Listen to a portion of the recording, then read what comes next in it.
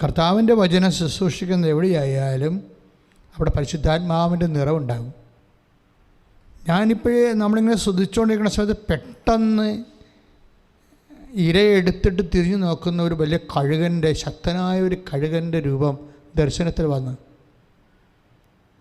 സുവിശേഷത്തിൻ്റെ ശക്തി ഒരു പ്രതീകം കഴുകനാണ്. അതായത് കർത്താവിൻ്റെ വചനം എന്താണ് ഉദ്ദേശിക്കുന്നത്, ആ ഏത് ശക്തിയെയാണ് വചനം നോട്ടമിട്ടിരിക്കുന്നത്, ഇരയാക്കണത്, അതിനെ നശിപ്പിച്ചിരിക്കുമെന്ന് കർത്താവ് മുൻകൂറെ നമ്മൾക്ക് ഒരു ആലോചന തന്നിരിക്കുകയാണ്. It is very great. അതായത് ഈശോ ഈ ആരാധനയുടെ ആദ്യ ഭാഗം പോലെ തന്നെ വളരെ ശ്രദ്ധയോടെ പരിശുദ്ധാത്മാവ് നിറവോടുകൂടി നമ്മുടെ കൂടെ നിൽക്കുന്നുണ്ട്. കാര്യം അമ്മയുടെ മധ്യസ്ഥമാണ് അതിൻ്റെ പ്രധാനപ്പെട്ട കാരണം. അമ്മ ജീവനോടെ പ്രത്യക്ഷപ്പെട്ട ഇടത്തിൽ ജ്വലിച്ചു നിൽക്കുന്ന ദിവ്യകാരുണ്യത്തിൻ്റെ നടുക്ക് നിന്നുകൊണ്ടാണ്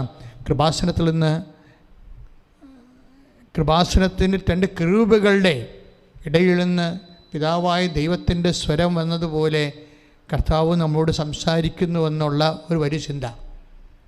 അച്ഛനെ ഉപകരണമാക്കി കർത്താവ് നമ്മളോട് സംസാരിക്കുന്നു, നിന്നോട് സംസാരിക്കുന്നു. നിൻ്റെ ജീവിത വിഷയങ്ങളിലെ കർത്താവിൻ്റെ തീരുമാനം അറിയിക്കുന്നു.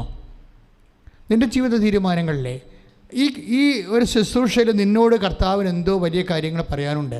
ഇപ്പോൾ കഴിഞ്ഞ ദിവസങ്ങളിൽ വന്ന ചില സാക്ഷ്യങ്ങൾ, അതായത് രസകരമായ കുറേ സാക്ഷ്യങ്ങൾ ഈ ദിവസങ്ങൾ ഇവിടെ പറഞ്ഞായിരുന്നു. പലതും ഇപ്പോൾ മരിയ റെജി വൈറ്റില ഈ ആഴ്ചയിൽ വന്നൊരു നല്ല സാക്ഷ്യമാണ്. മരിയ റെജിയുടെ ജീവിതം എന്താണെന്ന് വെച്ച് കഴിഞ്ഞാൽ അവർ വൈറ്റിലക്കാരാണ്. അവരെ 11 വർഷമായിട്ട് അവർക്ക് മക്കളില്ല.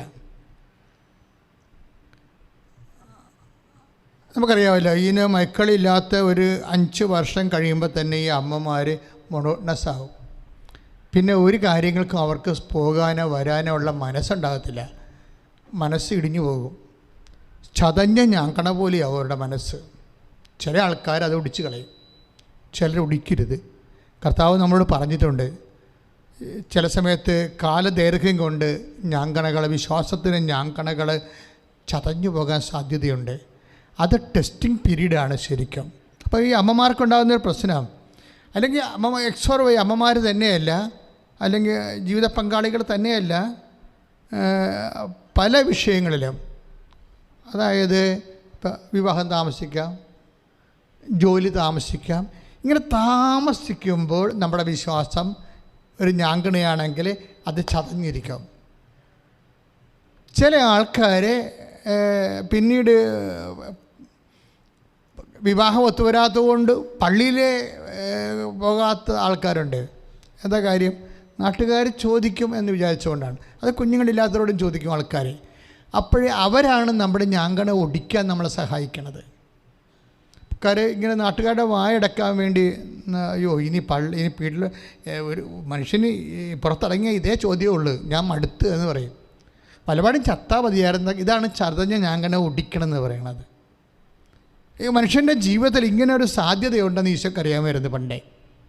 മനുഷ്യന്മാരുടെ ജീവിതത്തിൽ ഇപ്പോൾ ജോലി കിട്ടാതെ വരുമ്പോൾ, കുറേ നാളുടെ ജോലി കിട്ടാതെ വരുമ്പോൾ അവിടെ വിശ്വാസത്തിന് ഞാങ്കണ ചതഞ്ഞ് വരും. അപ്പോഴാണ് നമ്മളെക്കാൾ റാങ്ക് കുറഞ്ഞ ആൾക്കാർ ജോലി വാങ്ങിച്ചുകൊണ്ട് അവിടെ ശമ്പളം വീട്ടിലെത്തുമ്പോൾ അവർ നമ്മുടെ മുമ്പിൽ കൂടി പത്രാസട്ട് നടക്കുമ്പോൾ നമ്മുടെ അമ്മ പറയും, നീയും അവനും നോക്ക്, വെറുതെ നടന്നിട്ട് വല്ല കാര്യമുണ്ട്, ഞാൻ അന്നേ പറഞ്ഞതല്ലേ. ഇതാണ് അമ്മ വന്ന് നമ്മുടെ ഞാങ്കണ അങ്ങോട്ട് ഒടിച്ചു കളയും. വീട്ടിലുള്ള ആൾക്കാർക്ക് പിന്നെ അന്നേരം ഈ ഞാങ്കണ ഒടിക്കാൻ വേണ്ടി പിശാച് വിചരിക്കുന്ന ആൾക്കാരാണ്. കാരണം നിന്നെ അധൈര്യപ്പെടുത്തണ ആര് സംസാരിച്ചാലും നീ ശ്രദ്ധിക്കരുത്. ചിലപ്പോൾ ബന്ധുക്കളായിരിക്കാം. ഞാൻ ഈ സമയത്ത് ഓർക്കിയിരുന്ന ഈ ബന്ധുക്കളുടെയൊക്കെ അവസ്ഥ. ചില ആൾക്കാരുടെ വീട്ടിൽ അവിടെ വിശ്വാസം നഷ്ടപ്പെടുത്തുന്ന ബന്ധുക്കളാണ്. ഇപ്പം അമ്മയ്ക്കും ആ ഒരു അബദ്ധം പറ്റിയതാണ്. അമ്മ ഈശോനെ കാണാതെ വന്നപ്പോൾ ബന്ധുക്കളുടെ ഇടയിൽ ഉണ്ടാകുമെന്ന് പറഞ്ഞിട്ട് അന്വേഷിച്ച്. ബൈബിൾ അങ്ങനെ ഉണ്ടൊരു വശം ഇല്ലേ? ബൈബിളിൽ ഈശോ അമ്മയെ കാണാതെ വന്നപ്പോൾ അമ്മ ബന്ധുക്കളുടെ ഇടയിൽ അന്വേഷിച്ചു. ലൂക്കായുടെ സുവിശേഷത്തിൽ സ്തുതിക്കട്ടെ ഹല്ലേലൂയ സുവിശേഷം 2:44. അവൻ യാത്രാസംഘത്തിൻ്റെ കൂടെ കാണും എന്ന് വിചാരിച്ച് അവർ ഒരു ദിവസത്തെ വഴി പിന്നിട്ടു. ബന്ധുക്കളുടെയും പരിചയക്കാരുടെയും ഇടയിൽ അന്വേഷിച്ചിട്ട് കാണായികയാൽ യേശുവിനെ തിരക്കി അവർ ജെറുസലേമിലേക്ക് തിരിച്ചുപോയി. ഇതാണ് ബന്ധുക്കളുടെ ഇടയിൽ തിരക്കും. അതായത് ഇപ്പോഴും നമ്മളുടെ ജീവിതത്തിൽ എന്തെങ്കിലും ഒരു ഉത്കണ്ഠ ഇപ്പം അമ്മയ്ക്ക് ഉത്കണ്ഠ വന്നപ്പോഴല്ല, എൻ്റെ മകനെ ഉത്കണ്ഠയോടുകൂടി നിന്നെ അന്വേഷിച്ചെന്ന് പറഞ്ഞില്ലേ. ആ ഉത്കണ്ഠയോടുകൂടി ആദ്യം അന്വേഷിച്ചത് ബന്ധുക്കളുടെ ഇടയിൽ കാണാതെ വന്നതിന് ശേഷമാണ്. എന്ത് ഞാനിങ്ങനെ പറയണ കാര്യം വെച്ചാൽ, ചിലപ്പോൾ ഈ നമ്മൾ വിശുദ്ധ ഞാൻ ഈ കുറേ ദിവസങ്ങളായിട്ട് ചതഞ്ഞ ഞാങ്കണയെക്കുറിച്ച് പറയുന്നുണ്ട്. അത് കർത്താവ് എന്നോട് പറഞ്ഞിട്ടാണ് ഞാനത് പറയണത്. കാരണം ആകസ്മികം അവിടെ ഞാൻ ചിന്തിച്ചെടുത്തതൊന്നുമല്ല. അതായത് മനുഷ്യൻ ഇന്ന് അനുഭവിക്കുന്ന പല വിഷയങ്ങൾ, ഈ കോവിഡെല്ലാം കഴിഞ്ഞപ്പോൾ നമ്മുടെ വിശ്വാസവും പ്രാർത്ഥനാ ജീവിതമൊക്കെ നാട്ടുകാരെ ഒന്ന് ചതച്ച്, കോവിഡും ഒമിക്രോണും വന്ന് നമ്മുടെ വിശ്വാസം അതൊന്ന് ഞാങ്കണ ചതച്ചിട്ടുണ്ട് അല്ലേ. കോവിഡും ഒമിക്രോണും കൂടി വന്നിട്ട് നമ്മുടെ വിശ്വാസമാകുന്ന ഞാങ്കണ ചതച്ചിട്ടുണ്ട്. ഈ ചതഞ്ഞ ഞാങ്കണയാണ് വീട്ടുകാരും നാട്ടുകാരും കൂടി ഒടിച്ചിരിക്കുന്നത്. അതിനെ അഥവാ നിന്നെക്കൊണ്ടവർ നിൻ്റെ വിശ്വാസം ഒടിപ്പിച്ചു. എന്ത് പ്രയോജനം? ഇത്രയും കാത്തിരുന്നിട്ട് എന്ത് പ്രയോജനം? ഞാൻ എന്താ ഈ ബന്ധുക്കൾ ഓടിയാൻ പറഞ്ഞതിൻ്റെ കാരണം വെച്ചാൽ, ഈ ബന്ധുക്കൾ മർക്കോസിൻ്റെ സുവിശേഷത്തിൽ വരുന്നുണ്ട്. കർത്താവിൻ്റെ ബന്ധുക്കൾ അവരെന്താ ചെയ്യണത്? കർത്താവിൻ്റെ അത്ഭുത പ്രവർത്തനങ്ങളെ കാണുമ്പോൾ അവന് ഭ്രാന്താണെന്ന് പറഞ്ഞ് അവനെ പിടിച്ചുകൊണ്ട് പോകാൻ വന്നത് ഈ മാതാവ് അന്വേഷിച്ച ബന്ധുക്കളാണ്. ഇതാണ് പ്രശ്നം. ഒരു പോസിറ്റീവായിട്ട് ഒരു പരിപാടിക്കില്ല അവർ. നിൻ്റെ ആൻറ്റിമാർ, പല ആൾക്കാർ ഡൈവേഴ്സ് നടത്തിയിരിക്കുന്ന ആരാണ്? ആൻറ്റിമാരാണ്. ഉറപ്പില്ലേ? അതായത് പല ആൾക്കാർക്കും ലൈൻ ഒപ്പിച്ചു കൊടുത്തിരിക്കുന്ന ആരാണ്? ആൻറ്റിമാരാണ്. നമ്മൾ ഓരോരുത്തരുടെ പ്രണയക്കുരുക്കിൽ ചെന്ന് അടിച്ചിരിക്കണ അമ്മയുടെ അനിയത്തിയുടെ മക്കൾ, കസിൻസ്, ഇങ്ങനെയൊക്കെ കുറേ ആൾക്കാരാണ്. ഈ ആൾക്കാർക്ക് വിശ്വാസ ജീവിതത്തിൽ എപ്പോഴും നമ്മൾ ശ്രദ്ധിക്കണം. നമ്മുടെ വിശ്വാസ ജീവിതം നമ്മൾ ആർക്കും വേണ്ടി റെഫറൻസ് പേഴ്സണെ വെക്കരുത്. പ്രാർത്ഥിക്കുക, കർത്താവായ ദൈവമേ, എൻ്റെ വിശ്വാസ ജീവിതത്തിലെ പലപ്പോഴും എൻ്റെ ദുഃഖാനുഭവങ്ങൾ കാരണം വിശ്വാസം ചതഞ്ഞ് ഞാങ്കണ പോലെ വരുമ്പോഴേ ഐസയ 42:3 അനുസരിച്ചുകൊണ്ട് അത് ഒടിക്കാതിരിക്കുവാൻ കർത്താവേ എനിക്ക് പ്രത്യേക പരിശുദ്ധാത്മാവിന്റെ നിറവും ശക്തിയും നൽകണം.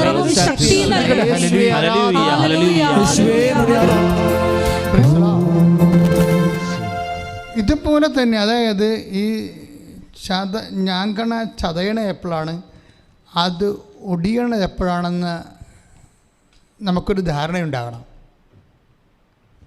കാരണം കാലാവസ്ഥ ഭേദങ്ങൾ ഉണ്ടാകുമ്പോഴാണ് നമ്മുടെ വിശ്വാസത്തിൻ്റെ ഞാങ്കണ ചതഞ്ഞു പോണത്.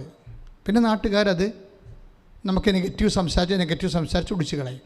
അപ്പം നീ അത് വളരെ ശ്രദ്ധയോടെ, കാര്യം നിൻ്റെ വിശ്വാസം ഇതിനെ എല്ലാത്തിനെയും അതിജീവിച്ച വിശ്വാസമായിരിക്കണം.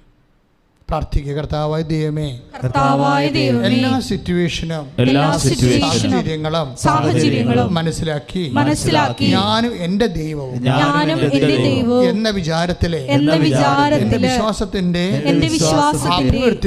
അഭിവൃദ്ധിക്കും അതുപോലെ തന്നെ ക്ഷയത്തിനും കർത്താവേ ഞാൻ തന്നെയാണ് അതിന്റെ ഉത്തരവാദി എന്നുള്ള രഹസ്യം മനസ്സിലാക്കി പ്രതികൂല സാഹചര്യങ്ങളിൽ ജാഗ്രതയോട് ജീവിക്കാൻ എന്നെ സഹായിക്കണമേ.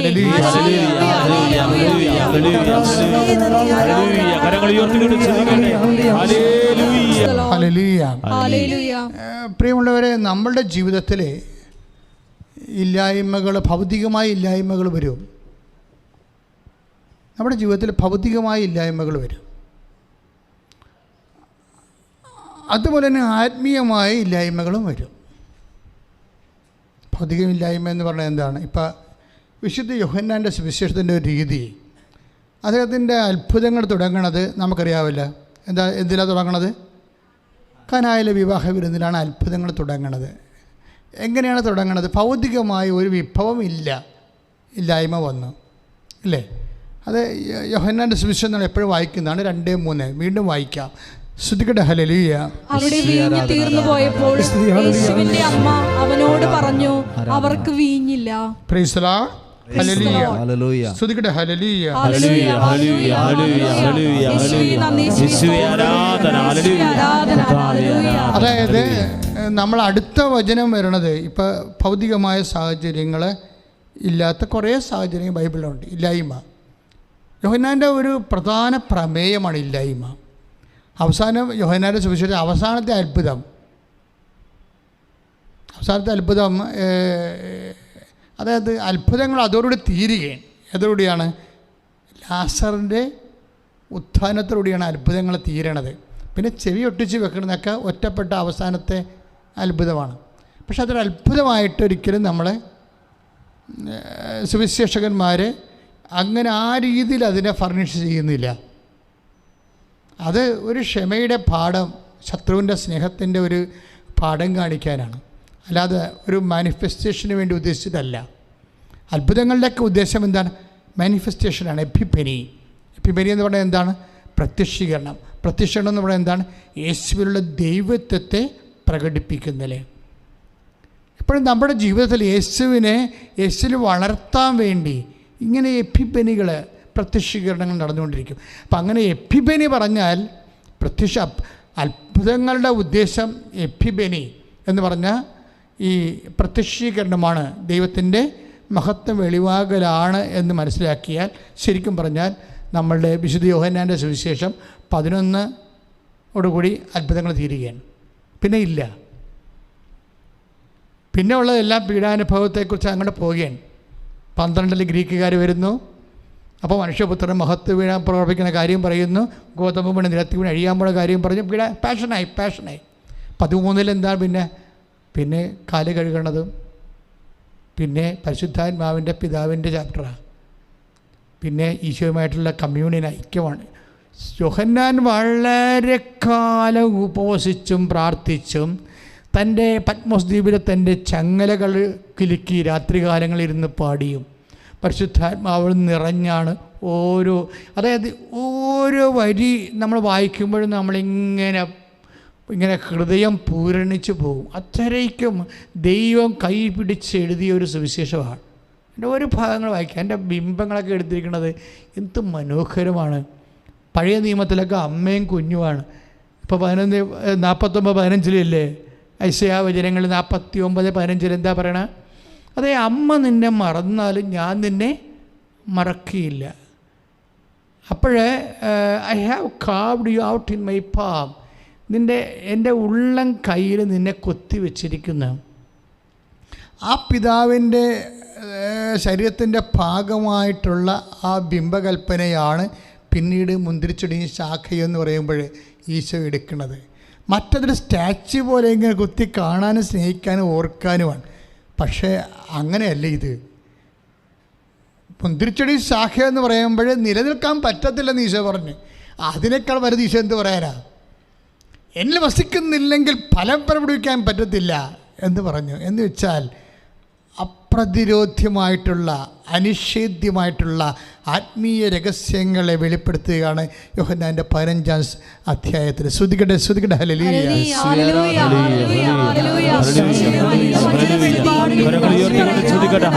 ഈ സുവിശേഷത്തിന് അവസാനം വരുമ്പോഴേ ആദ്യം വീഞ്ഞില്ല, ഭൗതിക വിഭവങ്ങളില്ല എന്നൊക്കെ പറഞ്ഞ് തുടങ്ങുന്ന സുവിശേഷം അവസാനം ഒരു മനുഷ്യൻ്റെ ജീവിതത്തിൽ വീഞ്ഞും അതുപോലെ തന്നെ ഉള്ള ആരുമില്ലാത്ത അവസ്ഥകളൊക്കെ ഉണ്ടല്ലോ. മനുഷ്യന്മാരില്ല ഇല്ല എന്ന് പറയുന്ന സുവിശേഷമാണ്. അതായത് യോഹന്നാന്റെ സുവിശേഷം 5:7 വചനം. ഇതൊക്കെ ഇപ്പം ഈശോ തന്നുകൊണ്ടിരിക്കണേ കേട്ടോ. പണ്ട് എനിക്ക് ഓർമ്മ പോലും ഇല്ല. ഇപ്പം ഈശോ ഓരോ വചനങ്ങൾ തരികയാണ്. അവൻ പറഞ്ഞു കർത്താവേ ഏറ്റു പറഞ്ഞേ. അവൻ പറഞ്ഞു കർത്താവേ വെള്ളം ഇളകുമ്പോൾ എന്നെ കുളത്തിലേക്ക് ഇറക്കാൻ ആരുമില്ല. ഇതാണ് അവസ്ഥ. എന്നൊക്കെ ആദ്യം വീഞ്ഞില്ലെന്ന് പറഞ്ഞു, വിഭവങ്ങളില്ലെന്ന് പറഞ്ഞു. ഇപ്പോഴെന്താ പറയണത്? ബന്ധുക്കളും സ്വന്തപ്പെട്ടവരും സഹോദരങ്ങളും ആരും ഇല്ലെന്ന് പറയും. മനുഷ്യന്മാരില്ല. ഇല്ലായ്മയെ എങ്ങനെ സുന്ദരമായ രീതി യോഹന്നാൻ ഈ ക്രിസ്തുവിനെ സ്പേസ് ചെയ്തുകൊണ്ട് അതായത് നിനക്ക് എന്തെങ്കിലും അതായത് ഏതെങ്കിലും രീതിയിലുള്ള ഒരു ഇല്ലായ്മ വന്നാൽ ആ സ്പേസ്, ആ ബ്ലാങ്ക് ക്രിസ്തുവിനുള്ളതാണെന്നാണ് യോഹന്നാൻ പറയണത്. വേറെ ഒന്നുകൊണ്ടും നിറക്കാനുള്ളതല്ല, മനസ്സമാധാനമില്ല. ആ ഇല്ലായ്മ ക്രിസ്തുവിനുള്ളതാണ്. അവൻ 38 വർഷമായി അവിടെ കിടക്കുന്നത് അവൻ കണ്ടു എന്നാണ് പറയണത്.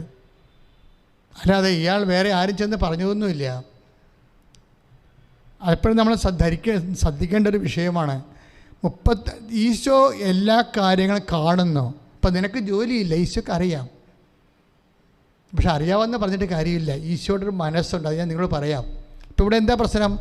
ഈ മനുഷ്യൻ 38 വർഷമായി, ആ ഭാഗം എന്ന് വെച്ചാൽ 38 വർഷമായി. യോഹന്നാൻ 5:5 38 വർഷമായി രോഗിയായിരുന്ന ഒരുവൻ അവിടെയുണ്ടായിരുന്നു. അവൻ അവിടെ കിടക്കുന്നത് യേശു കണ്ടു. അതാണ് പ്രശ്നം. ആരാണ് കണ്ടത്? ഈശോ. 10,000 മനുഷ്യർ അവിടെ കൂടി പോകുന്നുണ്ട്. പ്രയോജനമില്ലാത്ത മനുഷ്യർ പോയിക്കൊണ്ടിരിക്കുന്നു. പക്ഷേ ഈ ലോകത്തൊരു മനുഷ്യന് മാത്രമേ, അതായത് ഇവനെ സുഖപ്പെടുത്തിയത് കൊണ്ട് കർത്താവിന് അവിടെ ഒരു പഞ്ചായത്ത് മെമ്പർ പോലും ആകണ്ട, നാട്ടുകാരുടെ ആരുടെയും ഒരു സപ്പോർട്ട് ആവശ്യമില്ല.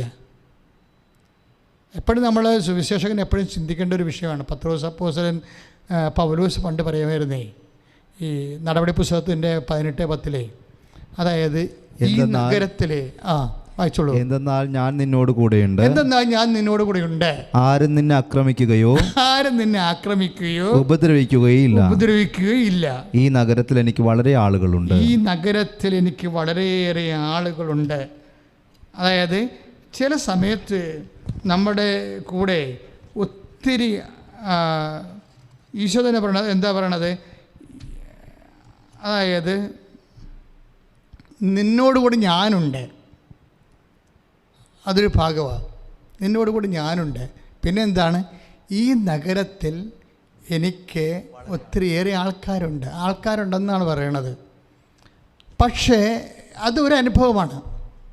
ആൾക്കാരുണ്ടെന്ന് പറഞ്ഞതിൻ്റെ കാര്യം ഈ ഗമാലിയേലിനെ ഉദ്ദേശിച്ച് പറഞ്ഞതാണ്. ഗമാലിയേലാണ് വന്നിട്ട് ഇടക്ക് ഈ വിഷയത്തിനൊക്കെ ഒരു സെറ്റപ്പ് ഉണ്ടാക്കുന്നത്.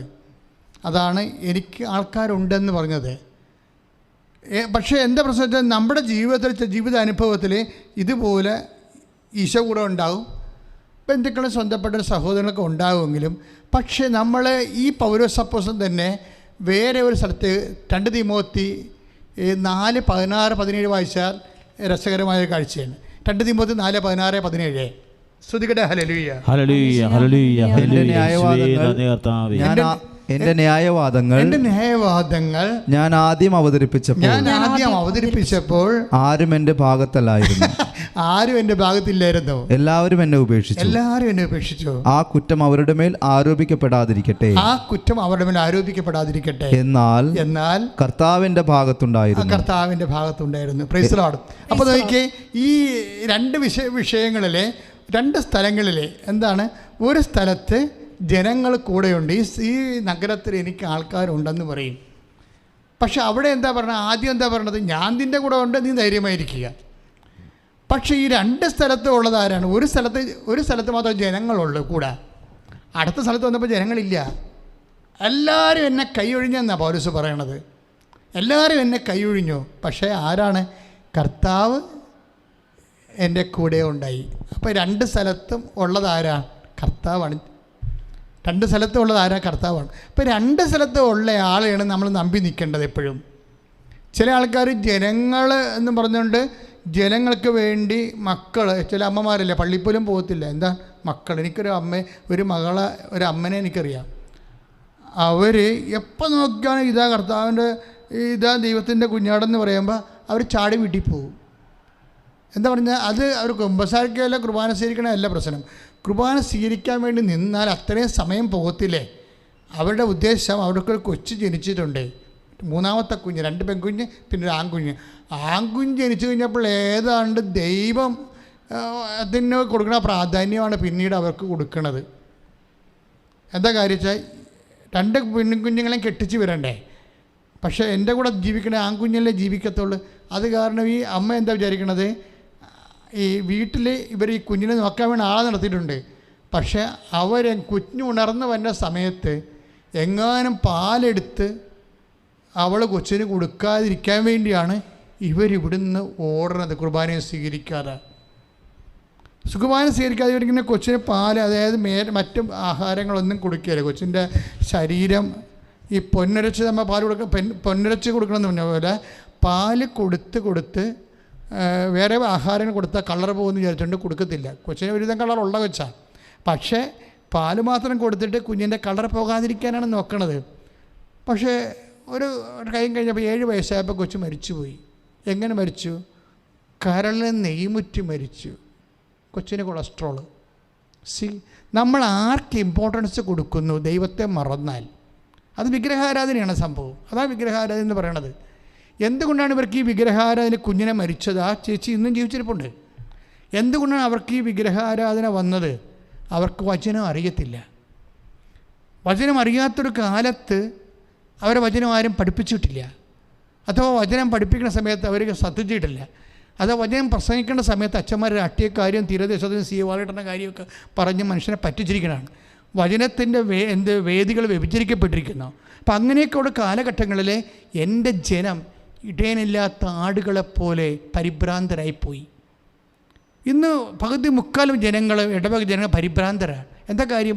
അവർക്കൊരു വിഷയം ഉണ്ടായാൽ എങ്ങനെ വചനാധിഷ്ഠിതമായിട്ട് ദൈവത്തിൻ്റെ മനസ്സാക്ഷിയിൽ അതിനെ സ്വാധീനിക്കണമെന്ന് അറിയത്തില്ല. ഞാൻ തന്നെ ചില ദിവസം അത്ഭുതപ്പെട്ടു പോകും. ചില മീറ്റിങ്ങുകളൊക്കെ വിളിക്കുമ്പോൾ, സഭാസംബന്ധമായ മീറ്റിങ്ങുകളൊക്കെ വിളിക്കുമ്പോൾ അതിൻ്റെ സെക്രട്ടറി, ഇതിൻ്റെ സെക്രട്ടറി, അപ്പുറത്തെ പ്രസിഡൻറ്റ്, ഇപ്പുറത്തെ ഖജാൻറ്റിൻ്റെ പിന്നെ കുറേ മനുഷ്യന്മാരിങ്ങനെ വലിയ ആൾക്കാരെ പോലെയൊക്കെ വന്നിരിക്കും. പക്ഷെ ഒന്നിനും ദൈവത്തിനെക്കുറിച്ചോ ദൈവത്തിൻ്റെ വചനങ്ങളെക്കുറിച്ചോ അല്ലെങ്കിൽ സഭയുടെ സാക്ഷ്യങ്ങളെക്കുറിച്ചോ സഭ എന്തിനു വേണ്ടിയാണെന്നോ അങ്ങനെയുള്ളൊരു ഐഡിയയും ഇല്ല. മാനുഷ്യവും ഭൗതികവുമായി വിഷയങ്ങൾ കൈകാര്യം ചെയ്യുന്നതാണ് ഇന്നത്തെ സഭയുടെ ഏറ്റവും വലിയ ദുരന്തം. മാനുഷികമായി വിഷയങ്ങളെ കൈകാര്യം ചെയ്യുന്നു. ആത്മാവിനെ പുറത്ത് നിർത്തിയിട്ട് മാനുഷികമായി. എന്താ അങ്ങനെ പറയണത് വെച്ചാൽ നമുക്കറിയാമല്ലോ, ആ മനുഷ്യന് 2 അവസരങ്ങളാണ് ദൈവം പറഞ്ഞിരിക്കുന്നത്. എന്തവസരങ്ങളാണ്? ഒന്ന്, നിങ്ങൾ സാത്താന് അവസരം കൊടുക്കരുത്. ഇപ്പം നമ്മുടെ എഫേസ്യൻസില്ലേ, എഫേസ്യ ലേഖനത്തിൽ 4:27 വായിച്ചുള്ളൂ. ശ്രുതികട ഹല്ലേലൂയ. സാത്താന് നിങ്ങൾ അവസരം കൊടുക്കരുത്. Price the Lord. അതാണ്. അപ്പോൾ നമ്മളിപ്പോൾ സിനഡിലേക്ക് പോവുകയാണ്. സിനഡിലെ പിതാക്കന്മാരായാലും ഏത് കാലത്തുള്ള, ഇപ്പോൾ ആമസോൺ സിനഡ് കഴിഞ്ഞു, ഇപ്പോൾ വാറ്റിക്കാൻ സിനഡ് തുടങ്ങാൻ പോകുന്നു. നമ്മുടെ റോൾ എന്താണ്? നമ്മൾ സഭയ്ക്ക് വേണ്ടി ശരിക്കും പ്രാർത്ഥിക്കണം. അല്ലെ വിഷയങ്ങളിങ്ങനെ മോഡിഫിക്കേഷൻ ചെയ്ത് പ്രൊഫഷണലായിട്ട് വിഷയം അവതരിപ്പിക്കുന്നത് ഇന്നൊരു പഞ്ഞുമില്ല. പ്രൊഫഷണലിസം അല്ല പ്രശ്നം, പരിശുദ്ധാത്മാവാണ് പ്രശ്നം. സഭയിൽ പ്രൊഫഷണലിസം അല്ല. എല്ലാവരും ഇപ്പോൾ ഒരു ട്രെൻഡാണ് സഭയിലേക്ക് പ്രൊഫഷണലിസം കൊണ്ടുവരുമ്പോൾ എല്ലാം ഓക്കെ ആകുന്നു. എല്ലാം പോക്കാകേ ഉള്ളൂ. എന്തുകൊണ്ടാണ് സിനഡുകൾ കഴിയുമ്പോൾ അടിയുണ്ടാകണത്? സഭ ഇങ്ങനെ ഇപ്പോൾ അടിവെച്ച് വീരുകയില്ല. അങ്ങനെ എന്താ കാര്യം എന്ന് വെച്ച് കഴിഞ്ഞാൽ ഈ വിഷയത്തിന് സാത്താനി അവിടെ ഒരു അവസരം ഉണ്ടാക്കിയിടും. എന്തെങ്കിലും വകുപ്പിൽ ബുദ്ധിപരമായിട്ട് ചിന്തിച്ച, മാനുഷികമായിട്ട് ചിന്തിച്ച ഒരവസരം സാത്താനി കൊടുത്തേക്കും. അവനത് ശരിക്കും പണിയുകയും ചെയ്യും. ദാറ്റ്സ് ഓക്കെ, അത് നമ്മൾ ശ്രദ്ധിക്കണം. പക്ഷേ വേറെ ഒരു പ്രശ്നം, വേറൊരു വിഷയമുണ്ട്. 21:13 ലൂക്കാസ് വിശേഷം 21:13 എന്താ പറയണത്? വേറെ ഒരു അവസരത്തെക്കുറിച്ച് പറയുന്നുണ്ട്. എന്താണ്? ഇത് നിങ്ങൾക്ക് സാക്ഷ്യം വഹിക്കാനുള്ള അവസരമായിരിക്കും. ലൂക്കാസ് വിശേഷം 21:13 വായിച്ചോളൂ. ശ്രുതികട്ടെ ഹല്ലേലൂയ. വലിയ ഭൂകമ്പങ്ങളും പല സ്ഥലങ്ങളിലും ക്ഷാമവും പകർച്ചവ്യാധികളും ഉണ്ടാകും. ഭീകര സംഭവങ്ങളും ആകാശത്തിൽ നിന്ന് വലിയ അടയാളങ്ങളും ഉണ്ടാകും. ഇവയ്ക്കെല്ലാം മുമ്പ് അവർ നിങ്ങൾ അവസരമായിരിക്കും. ഇത് നിങ്ങൾക്ക് സാക്ഷ്യം നൽകുന്നതിനുള്ള അവസരമായിരിക്കും. ഇപ്പം നമ്മൾ സിസ്റ്റർ സ്റ്റെഫിയെ, അഫയ കേസിൽ സ്റ്റെഫിയെ ഞാൻ കണ്ടുള്ളൂ. സിസ്റ്റർ മനസ്സിൽ പോലും വിചാരിക്കാത്ത രീതിയിൽ അതിനുള്ള ക്വാളിഫിക്കേഷൻ ഇല്ലാത്തവർ ഇത് ടെസ്റ്റ് ചെയ്യുമ്പോഴും സിസ്റ്റർ എന്താ ചെയ്യണത്? ആ കുരിശിലിങ്ങനെ മുത്തിക്കൊണ്ടിരിക്കും. ഞങ്ങൾക്ക് അഭിഷിക്തർക്കായാലും സമർപ്പിതർക്കായാലും ദൈവത്തിൻ്റെ ആൾക്കാർക്കായാലും മുത്താനൊരു ഇടമുണ്ട്. അത്രയും മനസ്സിലാക്കിയാൽ മതി ലോകം. പങ്കപിതാവാണെങ്കിലും ആ കുരിശ് കഴുത്തിൽ നിന്ന് കളയാതെ പുഞ്ചിരിച്ചുകൊണ്ടാണ് നടക്കുന്നത്. ഏതെങ്കിലും ഒരു മുഖം, എല്ലാവരും ഇങ്ങനെ പ്രതികളെ നോക്കിക്കോ, എല്ലാ പ്രതികളും നോക്കുമ്പോൾ അവർ കറുത്ത മുണ്ടെടുത്ത് പോലീസിനെ കാണുമ്പോൾ ഇങ്ങനെ ഒളിച്ച് കളിച്ച് 2 കണ്ണും പൊത്തി, no, we will not do it. എല്ലാവരുടെ മുമ്പിലും പുഞ്ചിരിയോടുകൂടി. എന്താണ് സ്വർഗത്തിൽ എന്താണ് തീരുമാനിച്ചിരിക്കുന്നത് അത് ഭൂമിയിലുണ്ടായാൽ മതി. അതാണ് സ്വർഗസ്ഥനായ പിതാവ് എന്നുള്ള പ്രാർത്ഥന. പിതാവ്, ആ പ്രാർത്ഥന സിമ്പിളാണത്. സ്വർഗത്തിൻ്റെ ന്യായാസനത്തിൽ നടക്കുന്ന കാര്യങ്ങൾ ഭൂമിയിലും നടക്കണം, അത്രയേ ഉള്ളൂ. സ്വർഗസ്ഥനായ പിതാവിൻ്റെ പ്രാർത്ഥന ജീവിതത്തിൻ്റെ വിഷയം ഉണ്ടാകുമ്പോൾ ഒരു അഭിഷിക്തൻ്റെ പ്രാർത്ഥനയിൽ രത്ന ചുരുക്കമാണത്. അത് ഞാൻ പറഞ്ഞു വരുന്നതിൻ്റെ അർത്ഥം, ഇങ്ങനെ വ്യത്യസ്തമായ കാലം ഉണ്ടാകുമ്പോഴേ ഇതൊക്കെ എന്താണ്, ഈ 21:13 വിശുദ്ധ ലൂക്കാ സുവിശേഷം 21:13 സാംക്രമിക രോഗം ഉണ്ടാകും, കോവിഡ് ഉണ്ടാകും, അതുപോലെ ഒമിക്രോൺ ഉണ്ടാകും. ഇങ്ങനെയൊക്കെ ഇത് എന്താണ്, ഇത് നിങ്ങൾക്ക് സാംക്രമിക രോഗം എന്ന് പറയുമ്പോൾ എന്താണ്, അത് നിങ്ങൾക്ക് സാക്ഷ്യം വഹിക്കാനുള്ള അവസരമായിരിക്കും.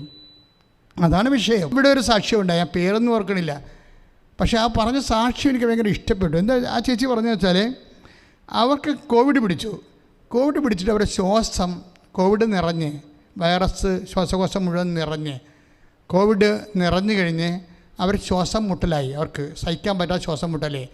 പക്ഷേ എന്താ ചെയ്യണത്, രാത്രി ആയപ്പോൾ മാതാവ് ഇവരെടുത്ത് വരും.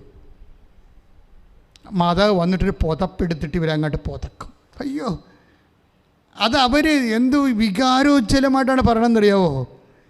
രാവിലെ ആകുമ്പോൾ അവർ ഫ്രീ ആയിട്ട് അവരുടെ ശ്വാസകോശങ്ങളെല്ലാം ഫ്രീ ആകും. അപ്പോൾ ഇതാണ്ട് സാക്ഷ്യമാണ്.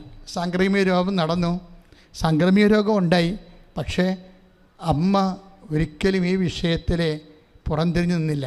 തന്നെ വിളിച്ചപേക്ഷിക്കുന്നവർക്ക് ദൈവം സമീപസ്ഥനാണ്. ആ വാക്ക്, ദൈവം എല്ലാവർക്കും സമീപസ്ഥനാണ്, പക്ഷേ ദൈവത്തിന് വാതിൽ തുറന്നു കൊടുക്കുന്നവരുണ്ട്. എന്താണ്, തന്നെ വിളിച്ചപേക്ഷിക്കുന്നവർക്ക് ദൈവം സമീപസ്ഥനാണ്. ശ്രുതികടെ hallelujah, hallelujah, hallelujah, hallelujah, hallelujah, യേശുവേ ആരാധന, ആരാധന, ആരാധന, hallelujah, hallelujah, hallelujah, hallelujah, hallelujah. 145 സങ്കീർത്തനം 18 തിരുവചനം. സങ്കീർത്തനം 145:18. തന്നെ വിളിച്ചപേക്ഷിക്കുന്നവർക്ക്, ഹൃദയ പരമാർത്ഥതയോടെ വിളിച്ചപേക്ഷിക്കുന്നവർക്ക് കർത്താവ് സമീപസ്ഥനാണ്. അതാണ് ഹൃദയ പരമാർത്ഥത എന്ന് പറയുന്നുണ്ട് അതിൻ്റെ അകത്ത്. അല്ലാതെ ദൈവത്തെ പരീക്ഷിക്കാൻ വേണ്ടിയല്ല. പ്രാർത്ഥിച്ചാൽ രോഗം സുഖമാകുമോ പരീക്ഷ നോക്കാം. ചില ആൾക്കാർ ടേസ്റ്റ് നോക്കാൻ വേണ്ടി ഉടമ്പടിയുടെ ഉപ്പ് നോക്കാൻ വേണ്ടി വരും. ഉടമ്പടി എടുത്താൽ വല്ലതും കിട്ടുമോ. ഒരച്ഛൻ പണ്ട് ഇവിടെ ജീവിച്ചിരുന്ന ആൾ അതും ചോദിച്ചുകൊണ്ട് നടക്കുന്നുണ്ടായിരുന്നു. അതാണ് വൈദികയുടെ അവസ്ഥയെങ്കിൽ പിന്നെ അൽമേയുടെ ചില അൽമേനികളെ നമ്മൾ എന്തിനാ കുറ്റം പറയണം. അത് വെച്ച് കഴിഞ്ഞാൽ ചില ആൾക്കാർ ദൈവത്തെ ടെസ്റ്റ് ചെയ്യും. ദൈവത്തെ ടെസ്റ്റ് ചെയ്യണമല്ല. 145 സങ്കീർത്തനം എന്താ പറയണത്, ഹൃദയ പരമാർത്ഥതയോടെ, അതായത് മുൻവിധിയില്ലാതെ, ദൈവത്തെ ടെസ്റ്റ് ചെയ്യാതെ, വിശ്വാസത്തോടു കൂടി ദൈവത്തെ വിളിച്ചപേക്ഷിച്ചാൽ. നമ്മുടെ അപേക്ഷകളിലൊക്കെ വരുന്നൊരു പ്രശ്നം അതാണ്. അതായത് അപേക്ഷകളിലൊക്കെ ഈ ഹൃദയ പരമാർത്ഥത കുറഞ്ഞു പോകുന്നുണ്ട്. ഒക്കട്ടെ എന്ന രീതിയിൽ ചില ആൾക്കാരുടെ പീഡിതരുണ്ട്. അവിടെയാണ് ഹൃദയ പരമാർത്ഥത ഇല്ലാത്ത ചില ആൾക്കാർ ഹൃദയ പരമാർത്ഥതയോടെ തന്നെ. കഴിഞ്ഞ ദിവസങ്ങളിൽ വേറെ ഒരു സാക്ഷ്യം ഉണ്ടായിരുന്നു ഇവിടെ. അതായത് ഒരു ചിഞ്ചു ജിൻഡോ എന്ന് പറഞ്ഞൊരു സഹോദരി, നേഴ്സാണ്, അങ്കമാലിക്ക് കരുതിയാണ്. അവർ കുവൈറ്റിലെ നേഴ്സാണ്. അപ്പോൾ അവരുടെ സാക്ഷ്യം എനിക്ക് തോന്നുന്നത് ആ സാക്ഷ്യം അപ്പ് ചെയ്തിട്ടുണ്ടെന്നോ. അതായത് അവരുടെ സാക്ഷ്യം ഇതാണ്, അവർക്കൊരു കുഞ്ഞുണ്ടായിരുന്നു. 6 വർഷം കഴിഞ്ഞപ്പോൾ അവർ വിചാരിച്ചു ഒരു കുഞ്ഞിനെ കൂടി വേണമെന്ന് അവർ ആഗ്രഹിച്ച്, അങ്ങനെ അവർ പ്രാർത്ഥിച്ച് അതിന് സ്വാഭാവികമായ രീതിയിൽ അവർ പ്രഗ്നൻ്റായി കഴിഞ്ഞിട്ട് അവർ കുവൈറ്റിലേക്ക് പോയി. കുവൈറ്റിൽ ചെന്ന് പ്ലെയിൻ ലാൻഡ് ചെയ്യണ സമയത്ത് അവർ അബോർട്ടായി. അതായത് പക്ഷേ അത് അവരവരെ വിവരിക്കുന്നുണ്ട്. അവരുടെ അതായത് പാൻസും എല്ലാം രക്തത്തിൽ കുതിരുകയാണ്. അപ്പോൾ അവർ അഡ്മിറ്റഡായി. ഉടനെ അഡ്മിറ്റഡായി കഴിയുമ്പോൾ അവരുടെ കൂടെ സഹായിക്കാൻ ആരും ഇല്ല. ഫ്രണ്ട്സൊക്കെ ഉണ്ട്, പക്ഷേ ഫ്രണ്ട്സെല്ലാം ഡ്യൂട്ടിയിലല്ലേ. ഫ്രണ്ട്സുണ്ടെന്ന് ഇടയ്ക്കിടയ്ക്ക് പറയുന്നുണ്ട്, നമുക്കറിയാമല്ലോ, ജോലിയുള്ള ഫ്രണ്ട്സിനെ സംബന്ധിച്ചിടത്തോളം വീട്ടുകാരെ, ഭർത്താവ്, ഭാര്യയെ അല്ല മക്കളെ കൂടെ നിന്ന് അമ്മയെ കൂടെ നിന്ന് സഹായിക്കണ ആർക്കും സഹായിക്കാൻ പറ്റത്തില്ല. ഭക്ഷണമൊക്കെ കൊണ്ടുവന്ന ആ സമയത്ത് അവർക്ക് ഓഫ് ടൈം ആകുമ്പോൾ അവർ ഭക്ഷണം കഴിക്കും, നമുക്ക് കൊണ്ടുവന്ന് തരും, അതിന് മുട്ടൊന്നുമില്ല. പക്ഷേ ഇവർ പറഞ്ഞു ഞാൻ ഒറ്റക്കൈപ്പ് എന്നാണ് പറയണത്. ജീവിതത്തിൻ്റെ ഒരു സാഹചര്യമാണ് ഒറ്റക്കൈ പോവുക. അപ്പോൾ അവർ പറയണത് എനിക്ക് ആകപ്പാടെ ആശ്രയം അമ്മയുടെ കാശുരൂപമായിരുന്നെന്ന്. ആകപ്പാടെ ആശ്രയം അമ്മയുടെ കാശുരൂപമാണ്. നിങ്ങളാ സാക്ഷ്യം കേൾക്കണം, നല്ല രസമുള്ള സാക്ഷ്യമാണ്. അപ്പോൾ എന്താ പ്രശ്നം വെച്ചാൽ അത് ഇനി ഡോക്ടറുടെ അടുത്ത് ചെല്ലുമ്പോൾ ഡോക്ടർ ഇവിടെ ടെസ്റ്റ് ചെയ്യും. ടെസ്റ്റ് ചെയ്യുമ്പോൾ ഡോക്ടറിന് ഭയങ്കര വിഷമമാണ്. എന്താ കാര്യത്തിൽ അതിൻ്റെ അകത്ത് β-HCG ലെവൽ കുറയുന്നു, അത് കൂടുന്നില്ല. അതിൻ്റെ അർത്ഥം കുട്ടി മരിച്ചതാണ് അതിൻ്റെ അർത്ഥം. അപ്പോൾ ഇതോടുകൂടി പക്ഷേ അപ്പോഴും ഡോക്ടർ നിർബന്ധിക്കും ഇതിൻ്റെ പാർട്ടിക്കിൾസ് അകത്ത് കിടന്നാൽ, ചത്ത കുട്ടി അകത്ത് കിടന്നുള്ള അവസ്ഥ അറിയാമല്ലോ, നിങ്ങളൊരു മെഡിക്കൽ പേഴ്സൺ അല്ലേ, നിങ്ങൾ പ്രത്യേകം പറയേണ്ട കാര്യമില്ലല്ലോ എന്ന് പറയും. അപ്പോഴും ഇവർ ഉടമ്പടി തൈലം എടുത്തുകൊണ്ട് വയറ്റി തേക്കും. എന്നിട്ട് ഇവർ ഒറ്റ നിപ്പ് നിൽക്കും. എന്താണ് ഡോക്ടർ ഞാനിന്ന് അബോർട്ട് ചെയ്യത്തില്ലെന്ന് പറയും. ഇപ്പോൾ ഉടമ്പടി തൈലം എന്നൊക്കെ പറയുമ്പോൾ ചില ആൾക്കാർ വിചാരിക്കുന്നത് എന്ത് പരിപാടി. അതായത് നിങ്ങൾ ശ്രദ്ധിക്കണം, പൗരോഹിത്യ വിധിപ്രകാരം ദൈവകൃപാൻ അർപ്പിച്ചതിന് ശേഷം പൗരോഹിത്യ വിധിപ്രകാരം എത്രയോ തരം പ്രാർത്ഥനകൾ, അതായത് അതിർത്തികൾ ബന്ധിക്കുന്ന ഉൾപ്പെടെ രോഗങ്ങളുടെ സൗഖ്യപ്പെടുത്തുന്ന ഉൾപ്പെടെ ഈ സഭയിൽ ലഭ്യമായിട്ടുള്ള ഏതാണ്ട് എല്ലാ പ്രാർത്ഥനകളും സംഗ്രഹിച്ചുകൊണ്ട് ഒരു പ്രെയർ, ബൈൻഡിങ് പ്രെയർ ഉണ്ട്. ആ പ്രെയർ വെച്ചാണ് ഇതെല്ലാം ബ്ലസ് ചെയ്യുന്നത്. 3 പ്രാവശ്യവും ചിലത് 12 പ്രാവശ്യം ബ്ലസ് ചെയ്യും. അതിൻ്റെ ഉദ്ദേശം എന്ന് വെച്ച് കഴിഞ്ഞാൽ ഉടമ്പടി പ്രകാരം ജീവിക്കുന്നവർക്ക് അത് ദൈവത്തിൻ്റെ അതിൻ്റെ എക്സിക്യൂഷനിൽ കറക്റ്റ് ദൈവസാന്നിധ്യം ഉണ്ടാകണം. അല്ലാതെ ഒരു വെഞ്ചരിച്ച ഒരു ഉരുപ്പടി അങ്ങനെ നിങ്ങൾക്ക് തരികണം, അങ്ങനെയല്ല. ആശീർവദിച്ച ഒരു വസ്തു അല്ല സംഭവം. അതായത് അതിൻ്റെ അകത്ത് ഞങ്ങൾ വിശ്വസിച്ചു ഇൻകൾക്കേറ്റ് ചെയ്യുന്ന പവർ നിങ്ങൾ വിശ്വസിച്ച് അതിന് റിലീസ് ചെയ്യണം. എന്താ അങ്ങനെ പറയാൻ കാര്യം എന്ന് വെച്ച് കഴിഞ്ഞാൽ ഇത് എല്ലാം വിശ്വാസ പ്രമാണം കൊണ്ടാണ് ചെയ്യേണ്ടത്. കാര്യം യേശു കർത്താവാണെന്ന് നമ്മൾ അധരം കൊണ്ട് ഏറ്റുപറയുന്നു, ഇല്ലേ? പിന്നെ എന്താണ് റോമ 10:9 എന്താ പറയണത്?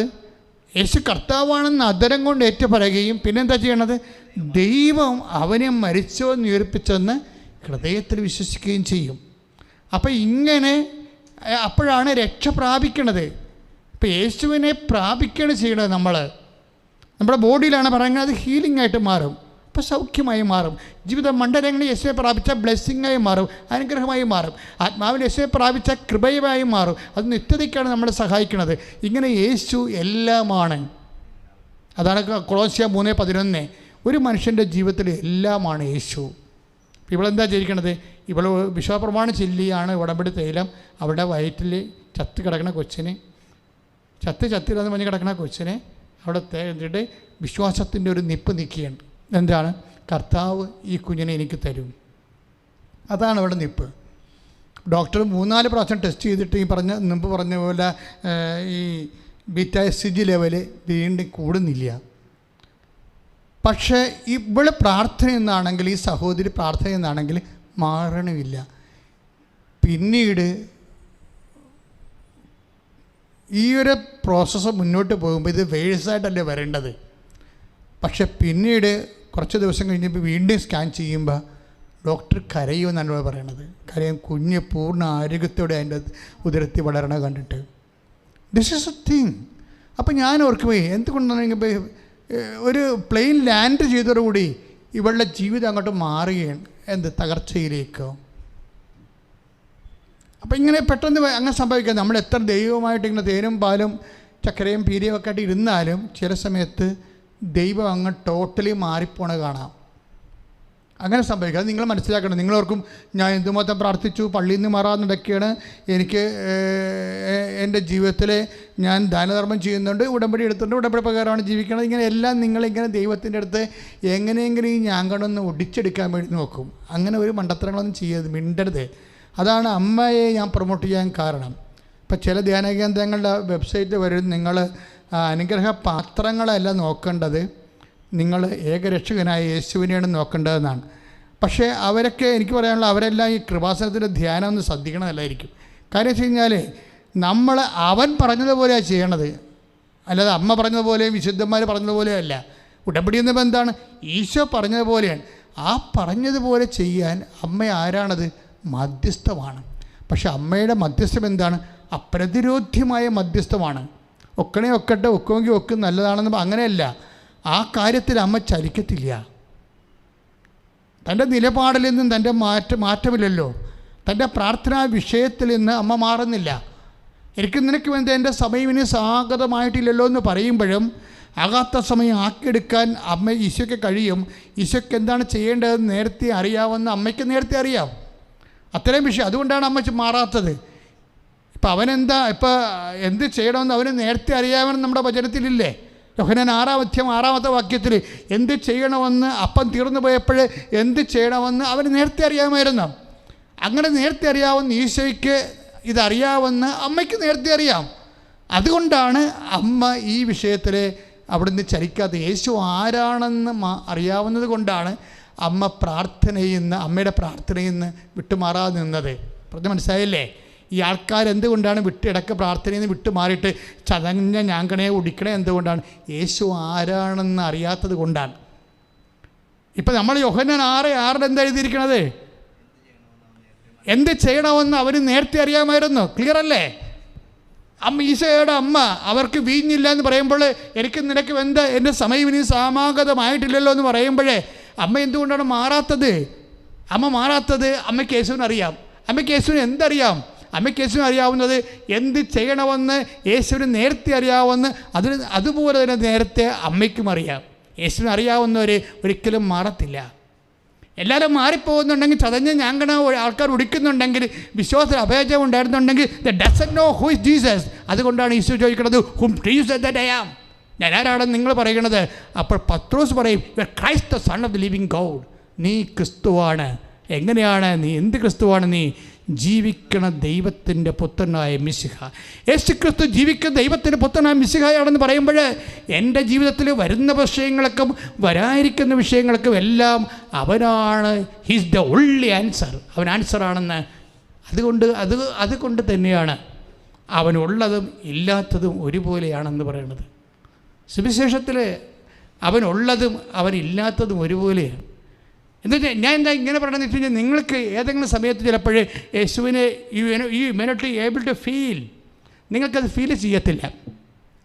നിങ്ങൾക്കൊരു സങ്കടകരമായ ഒരു അവസ്ഥ വന്ന് നോക്കിയിട്ട് നിങ്ങൾ എത്ര പ്രാർത്ഥിച്ചാലും ക്ലച്ച് കിട്ടത്തില്ല. ഈശോയെ ഫീൽ ചെയ്യണില്ല. ഈശോയെ ഫീൽ ചെയ്യാത്ത ഒരവസ്ഥ ഉണ്ടാകും ജീവിതത്തിൽ. വിഭവമില്ലാത്ത അവസ്ഥകൾ മാത്രമല്ല. ഇപ്പോൾ യോഹന്നാൻ 2:3 എന്താണ്? അവർക്ക് വീഞ്ഞില്ല. യോഹന്നാൻ 5:7 എന്താണ്? വെള്ളം വിളകുമ്പോൾ വെള്ളത്തിലേക്ക് ഇറക്കാൻ എനിക്ക് ആരുമില്ല. ഇപ്പം ചിലപ്പോൾ വിഭവങ്ങൾ ഉണ്ടാകത്തില്ല, ചിലപ്പോൾ നമ്മൾ തന്നെ സഹായിക്കാൻ നമുക്ക് മനുഷ്യരുണ്ടാകത്തില്ല, ചിലപ്പോൾ ദൈവം പോലും ഉണ്ടാകത്തില്ല. ഈ മനുഷ്യന്മാർ ജീവിക്കണ എല്ലാം 3 ഇല്ലായ്മകളിലൂടെയാണ് ജീവിക്കണത്. ഒന്ന്, വിഭവങ്ങളില്ല. രണ്ടാമത്തത് എന്താണ്? സഹായിക്കാൻ മനുഷ്യരില്ല. മൂന്നാമത്തത് എന്താണ്? ദൈവം തന്നെയുമില്ല. എന്താ ദൈവം തന്നെയുമില്ലെന്ന് പറയണത്? കർത്താവ് പറഞ്ഞിട്ടില്ലേ? വിശുദ്ധ യോഹന്നാൻ്റെ സുവിശേഷത്തിൽ 11:15 ഞാൻ അവിടെ ഇല്ലാതിരുന്നതിലേ ഞാൻ നിങ്ങളെ ഓർത്തുകൊണ്ട് ദൈവത്തിന് നന്ദി പറയുന്നു. എവിടെ ഇല്ലാഞ്ഞ കാര്യമാണ് പറയണത്? ലാസർ രോഗബാധിതനായിട്ട് അവിടെ ഇല്ലായിരുന്നെന്ന് ഈശോ. അവിടെ ഇല്ലായിരുന്നെന്ന്. അത് അപ്പോൾ ഏറ്റവും കൂടുതൽ ആവശ്യമുള്ള സ്ഥലമല്ലേ അത്? അപ്പോൾ അവിടെ ഇല്ലായിരുന്നതിനെക്കുറിച്ച് എന്താ ഈശോ പറയണത്? ഞാൻ നിങ്ങളെ പ്രതി ദൈവത്തിന് നന്ദി പറയുന്നു. അതാണ് 11:15. യോഹന്നാന്റെ സുവിശേഷം 11:15 എന്താണ്? നിങ്ങൾ വിശ്വസിക്കേണ്ടതിന് ഞാൻ അവിടെ ഇല്ലായിരുന്നതിൽ നിങ്ങളെ പ്രതി ഞാൻ സന്തോഷിക്കുന്നു. അപ്പോഴെന്താണ്? ഒരു രോഗിയുടെ വീട്ടിൽ ദൈവമില്ലാഞ്ഞതിനെക്കുറിച്ച്, ദൈവത്തിൻ്റെ സാന്നിധ്യം ഇല്ലാഞ്ഞതിനെക്കുറിച്ച് ആര് സന്തോഷിക്കുന്നു? ദൈവം സന്തോഷിക്കുന്നു. ദൈവം ഏതല്ലേ? ഒരുപക്ഷെ ഏതെങ്കിലും ഒരു കാലത്ത് നിനക്ക് ജോലിക്കോ വീടിനോ വിവാഹത്തിനോ രോഗസൗഖ്യത്തിനോ വേണ്ടി നീ കണ്ണുനീരോടെ പ്രാർത്ഥിക്കുമ്പോൾ ദൈവത്തിൻ്റെ സാന്നിധ്യം നിനക്ക് അനുഭവിക്കുന്നില്ലെങ്കിൽ that is the absence of God. Absence of God is next to epiphany. എന്താ കാര്യം? ചിലപ്പോൾ നമുക്ക് ആബ്സെൻസ് ഓഫ് ഗോഡ് ഫീൽ ചെയ്യും. അത് ദൈവം കരുതിക്കൂട്ടി തന്നതാണ്. നിന്നെ കൈവിട്ടതാണെന്ന് ചിന്തിക്കരുത്. എന്താ കാരണം? എന്നെ കണ്ടെത്താൻ ജെറമിയായുടെ ലേഖനങ്ങളിൽ വചനമില്ലേ? എന്താണ് 14:19, 14:29 എന്താ പറയണത്? ശ്രുതിക്കട്ടെ, ശ്രുതിക്കട്ടെ. Hallelujah, hallelujah, hallelujah, hallelujah, hallelujah, hallelujah. ശ്രുതിക്കട്ടെ, ഹല്ലേലൂയ. ജെറമിയ 29:14 ശ്രുതിക്കട്ടെ, ഹല്ലേലൂയ. ഞാൻ ഇടയാക്കുമെന്ന് കർത്താവ് അരുളി ചെയ്യുന്നു. എന്തെന്നാൽ എന്നെ, ഒന്നുകൂടി വായിച്ചേ, നിങ്ങൾ എന്നെ കണ്ടെത്താൻ, നിങ്ങൾ എന്നെ കണ്ടെത്താൻ ഞാൻ ഇടയാക്കുമെന്ന് കർത്താവ് അരുളി ചെയ്യുന്നു. ഞാൻ ഇടയാക്കുമെന്ന് കർത്താവ് അരുളി ചെയ്യുന്നു. ഞാൻ നിങ്ങളുടെ ഐശ്വര്യം പുനഃസ്ഥാപിക്കും. ഞാൻ നിങ്ങളുടെ ഐശ്വര്യം പുനഃസ്ഥാപിക്കും. നിങ്ങളെ ചിതറിച്ചിരുന്ന എല്ലാ സ്ഥലങ്ങളിലും, നിങ്ങളെ ചിതറിച്ചിരുന്ന എല്ലാ സ്ഥലങ്ങളിലും, ദേശങ്ങളിൽ നിന്നും ഞാൻ നിങ്ങളെ ഒരുമിച്ച് കൂട്ടും. എവിടെ നിന്ന് ഞാൻ നിങ്ങളെ അടിമത്തത്തിലേക്ക് അയച്ചോ, ആ സ്ഥലത്തേക്ക് തന്നെ നിങ്ങളെ ഹല്ലേലൂയ, യേശുവേ സ്തോത്രം, യേശുവേ സ്തോത്രം, യേശുവേ നന്ദി, യേശുവേ നന്ദി, യേശുവേ ആരാധന. യേശുവേ ആരാധന. അതായത് ഒരു സ്ഥലത്ത് ഈശോ ഇല്ല. എവിടെയാണ് ഇല്ലാത്തത്? 15:15 ആ വീട്ടിനെ കുറിച്ച് മനുഷ്യൻ്റെ കൺസെപ്റ്റ് എന്താ? ദൈവത്തിൻ്റെ കൺസെപ്റ്റ് എന്താ? ഒരു ആബ്സൻസ് ഓഫ് ഗോഡ് ഫീൽ ചെയ്യുമ്പോൾ ഈശോ പറയണത് അതൊരു നല്ല കാര്യമാണെന്നാണ് പറയണത്, അല്ലേ? ആ വീട്ടിൽ അബ്സെൻസ് ഓഫ് ഗോഡ് ഫീൽ ചെയ്യണം. എന്താണ്? ദൈവത്തിൻ്റെ അസാന്നിധ്യം. കുടുംബനാഥൻ രോഗിയായി മരിച്ചു. ആ സമയത്ത് അതിനെക്കുറിച്ചുള്ള യേശുവിൻ്റെ കമൻ്റ് എന്താണ്? ഞാൻ അവിടെ ഇല്ലാതിരുന്നതിനെക്കുറിച്ച് ഞാൻ നിങ്ങളെപ്പോൾ ദൈവത്തിന് നന്ദി പറയുന്നു. പക്ഷേ മാർത്തായുടെ വേർഷൻ എന്താണ്? ആ ഒരു സിംഗിൾ ഇൻസിഡൻറ്റിന് മാർത്ത എന്താ പറയണത്? മാർത്ത പറയണത് 11:21 വായിച്ചേ. ശ്രുതിക്കട്ടെ, ശ്രുതിക്കട്ടെ. കർത്താവേ, നീ ഇവിടെ ഉണ്ടായിരുന്നെങ്കിൽ. കർത്താവേ, നീ ഇവിടെ ഉണ്ടായിരുന്നെങ്കിൽ. അതാണ് പ്രശ്നം. കർത്താവേ, നീ ഇവിടെ ഉണ്ടായിരുന്നെങ്കിൽ എന്റെ സഹോദരൻ മരിക്കുകയില്ലായിരുന്നു. അതാണ് ഹ്യൂമൻ വേർഷൻ. ഒരു സിംഗിൾ ഇൻസിഡൻറ്റ്, ഒരു ഹ്യൂമൻ വേർഷൻ, 2 വേർഷൻസ് ഉണ്ടാകും ഒരു സിംഗിൾ ഇൻസിഡൻറ്റിന്. എന്തൊക്കെയാണ്? മനുഷ്യൻ്റെ ഭാഗത്തുനിന്ന് എന്താ പറയണത്? കർത്താവേ, നീ ഇവിടെ ഉണ്ടായിരുന്നെങ്കിൽ എൻ്റെ സഹോദരൻ മരിക്കത്തില്ലായിരുന്നു. പക്ഷേ ഈശോ എന്താ പറയണത്? ഞാനിവിടെ ഇല്ലാതിരുന്നത് നിങ്ങളെപ്രതി ഞാൻ ദൈവത്തിന് നന്ദി പറയുന്നു. അപ്പോൾ സിംഗിൾ ഇൻസിഡൻ്റാണ്. അപ്പോൾ നമുക്ക് 2 ആംഗിളാണ് ദൈവത്തിന്. അപ്പം നിൻ്റെ തകർച്ചയെ ദൈവം എങ്ങനെ കാണുന്നു, നീ എങ്ങനെ കാണുന്നു? വീക്ഷണകോണത്തിൻ്റെ പ്രശ്നമാണിത്. ഒരു സിംഗിൾ ഇൻസിഡൻ്റാണ്. കുടുംബനാഥൻ മരിക്കുന്ന വിഷയമാണ്. ഈ വിഷയത്തിൽ ദൈവത്തിൻ്റെ റോളിനെക്കുറിച്ചാണ് മാർത്ത പറയണത്. നീ ഇവിടെ ഉണ്ടായിരുന്നെങ്കിൽ മരിക്കത്തില്ല എന്ന് പറയും. അതേതാ പറയണത്? 11:21 യോഹന്നാന്റെ സുവിശേഷം. പക്ഷേ ദൈവത്തിൻ്റെ വീക്ഷണം എന്താണ്? ഞാനിവിടെ ഇല്ലാതിരുന്നതിന് ഞാൻ നിങ്ങൾക്ക് നന്ദി പറയുന്നു. അപ്പോഴേ എവിടെയാണ് പ്രോബ്ലം വന്നിരിക്കുന്നത്? ഫിസിക്കൽ പ്രസൻസിലാണ് പ്രോബ്ലം വന്നിരിക്കുന്നത്. മാർത്ത പറയണത്, മാർത്തയുടെ കാറ്റഗിസം ഭയങ്കര മോശമാണ്. എന്താ പ്രശ്നം? മാർത്ത ഒരു ഫിസിക്കൽ പ്രസൻസിന് വേണ്ടി ആഗ്രഹിക്കുന്നു. That is wrong. ദൈവത്തെ അങ്ങനെയല്ല അപ്രോച്ച് ചെയ്യേണ്ടത്. യേശുവിനെ ആളെ വിട്ടിരിക്കുകയാണ് അവർ. That is nonsense. യേശുവിനെ ആളെ വിട്ട് ഇവൾ യേശുവിൻ്റെ ദിവ്യത്വത്തിലെ ആഴമായ കാറ്റഗിസം ഉള്ളവളാണെങ്കിൽ അവൾ പറയും, എൻ്റെ ഈശോ ഇപ്പോൾ ഇത് കാണുന്നുണ്ട്. എന്താണ്? എൻ്റെ ഈശോ ഇപ്പോൾ ഇത് കാണുന്നുണ്ട്. ഈശോ മനസ്സ് വിചാരിച്ച ഇവനിപ്പോൾ സുഖപ്പെടും. ഈശോ ഇവിടെ വരേണ്ട കാര്യമില്ല, ഇവനെ കാണേണ്ട കാര്യമില്ല. കാര്യം ഈശോ ഒരു മനുഷ്യനല്ല. പക്ഷേ ഏറ്റവും സൂപ്പർ കാറ്റഗിസം പറഞ്ഞ ആരാണെന്നറിയാമോ? ഏറ്റവും ടോപ്പായിട്ട് ഈശോനെ അറിയണത് ആരാണ്? ശതാധിപനാണ്. ശതാധിപൻ പറയും, കർത്താവേ, നീ എൻ്റെ വീട്ടിൽ വരണ്ട, എൻ്റെ മകളെ കാണണ്ട, നീ ഇവിടെ നിന്ന് ഒരു വാക്ക് പറഞ്ഞാൽ മതി. മത്തായിയുടെ സുവിശേഷം 8:8 വായിച്ച് നോക്കിക്കേ. ശ്രുതിക്കട്ടെ, ശ്രുതിക്കട്ടെ, ശ്രുതിക്കട്ടെ. ഹല്ലേലൂയ, യേശുവേ സ്തോത്രം. അപ്പോൾ ശതാധിപൻ പ്രതിവചിച്ചു, കർത്താവേ, നീ എൻ്റെ ഭവനത്തിൽ പ്രവേശിക്കാൻ ഞാൻ യോഗ്യനല്ല. നീ എൻ്റെ ഭവനത്തിൽ പ്രവേശിക്കാൻ ഞാൻ യോഗ്യനല്ല. നീ ഒരു വാക്കുച്ചരിച്ചാൽ മാത്രം മതി. എൻ്റെ ഭൃത്യൻ സുഖപ്പെടും. എന്താ പ്രശ്നം? ഇപ്പം മാർത്തയാണ് അപ്പം വിശ്വാസി, ശതാധിപനാണ്. മാർത്തയ്ക്ക് ഈശോ കെട്ടിയെടുത്ത് ബൈ പേഴ്സൺ ഫിസിക്കലായിട്ട് വീട്ടിലെത്താം, അല്ലെങ്കിൽ അവളെ പരിഭവിക്കും. അങ്ങനെ ഒരു ബന്ധം നിനക്ക് ദൈവത്തോടുണ്ടാകാം. പക്ഷേ ശതാധിപൻ മാർത്തായേക്കാൾ ഉയർന്നു നിൽക്കും. അവൻ തിരഞ്ഞെടുക്കപ്പെട്ട ജനമല്ല, അവന് കാറ്റഗിസം കിട്ടിയിട്ടില്ല, പക്ഷേ അവന് കർത്താവിനെ അറിയാം. ഇതാണ് പല വിജാതിയരും വിശ്വാസികളും തമ്മിലുള്ള വ്യത്യാസം. പല വിജാതിയരില്ലേ, അവർക്ക് കർത്താവിനെ അറിയാൻ സാഹചര്യമില്ലായിരുന്നു. പക്ഷേ അവർക്ക് ഒരു മനസ്സ് ധൈര്യമുണ്ട്. എന്താണ്? ഈശോ ഒന്ന് വിചാരിച്ചാൽ എൻ്റെ വിഷയത്തിൽ തീരുമാനം ഉണ്ടാകുമെന്ന്. കാറ്റഗിസം കിട്ടണമെന്ന് നിർബന്ധമില്ല. നമ്മളുടെ കാറ്റഗിസത്തെക്കാളും സൈദ്ധാന്തിക പഠനങ്ങളെക്കാളും ദൈവശാസ്ത്രങ്ങളെക്കാളും വലുതാണ് ഒരു മനുഷ്യൻ്റെ വിശ്വാസം. അത് യേശുവിലുള്ള വിശ്വാസം. അതായത് ഇന്ന് എനിക്ക് പലപ്പോഴും തോന്നിയിരിക്കുന്നത് സഭയ്ക്ക് എവിടെയോ ഒരു കൈ പാളിച്ച വന്നിട്ട് പോയിട്ടുണ്ടെങ്കിൽ ഈ ശതാധിപൻ്റെ വിശ്വാസം മിസ് ചെയ്തിട്ടുണ്ട്. എന്താ കാര്യം? വചനം പഠിക്കുന്നവരുണ്ട്, പക്ഷെ പ്രയോജനമില്ല. വചനം പഠിക്കാൻ വേണ്ടി മാത്രമാണ് അവർ ഉപയോഗിക്കുന്നത്. വചനം അനലൈസ് ചെയ്യാൻ ഞങ്ങൾ കുറേ പഠിച്ചിട്ടുണ്ട്. എന്താണ് അതിൻ്റെ ഫോം ക്രിറ്റിസിസം, ലിറ്റററി ക്രിറ്റിസിസം, അതിൻ്റെ സിസ്റ്റൽ ലേബൻ, ഇങ്ങനെ കുറേ ടെക്നിക്കൽ, അതായത് പോലെ തന്നെ ഹെർമനോട്ടിക്സ്, ഇങ്ങനെ കുറേ വിശ്ലേഷണ മാർഗ്ഗങ്ങൾ പഠിച്ചിട്ടുണ്ട്. പക്ഷെ വചനം മാത്രം പഠിച്ചില്ല. വചനത്തെ എങ്ങനെ കീറി മുറിക്കാം, അതിൻ്റെ സാംസ്കാരിക ഹിസ്റ്റോറിക്കലായിട്ടുള്ള അതിൻ്റെ തലങ്ങൾ ഇത് പഠിക്കേണ്ടെന്നല്ല, പക്ഷേ ഇത് വർക്കൗട്ട് ചെയ്യണില്ല. ഇങ്ങനെയുള്ളൊരു പഠനങ്ങൾ കിട്ടിയ ആൾക്കാർ അവർ ആത്മാക്കളെ വീണ്ടെടുത്തോ, ആത്മാക്കളെ വളർത്തിയോ, സഭയെ ഉയർത്തിയോ? We don't know. നമുക്ക് കൃത്യമായി കോൺക്രീറ്റ് ആൻസർ ഇല്ല. ഇപ്പോഴേ അക്വിനാസിനെ പോയോ അഗസ്റ്റിനെ പോലെയോ നമുക്ക് ആൻസർ ഇല്ല. പഠിക്കണവർ മാത്രമുണ്ട്. അതായത് എവിടെയാണ് നമുക്ക് മിസ്റ്റേക്ക് സംഭവിച്ചത്? ഈ ശതാധിപൻ വചനത്തെ കണ്ടൊരു വിഷയം.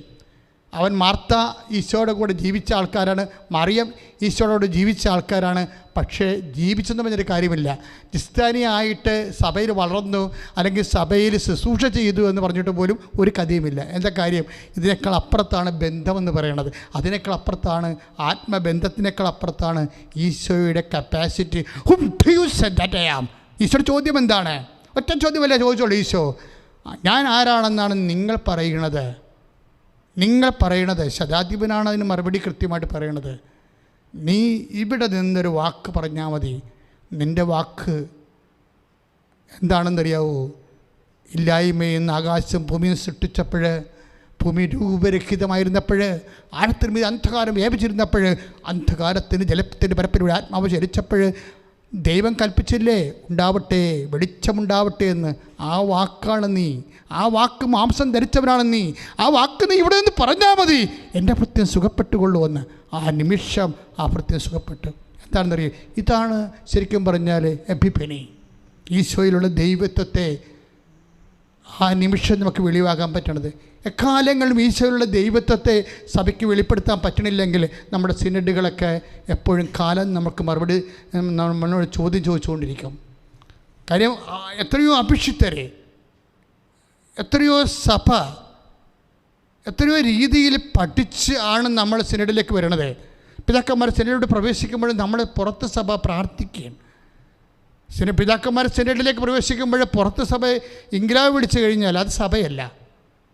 പിതാക്കന്മാർ സിനഡിലോട്ട് ചെല്ലുമ്പോൾ ഇവിടെ പ്രാർത്ഥിക്കുന്ന ഒരു സമൂഹമുണ്ട്.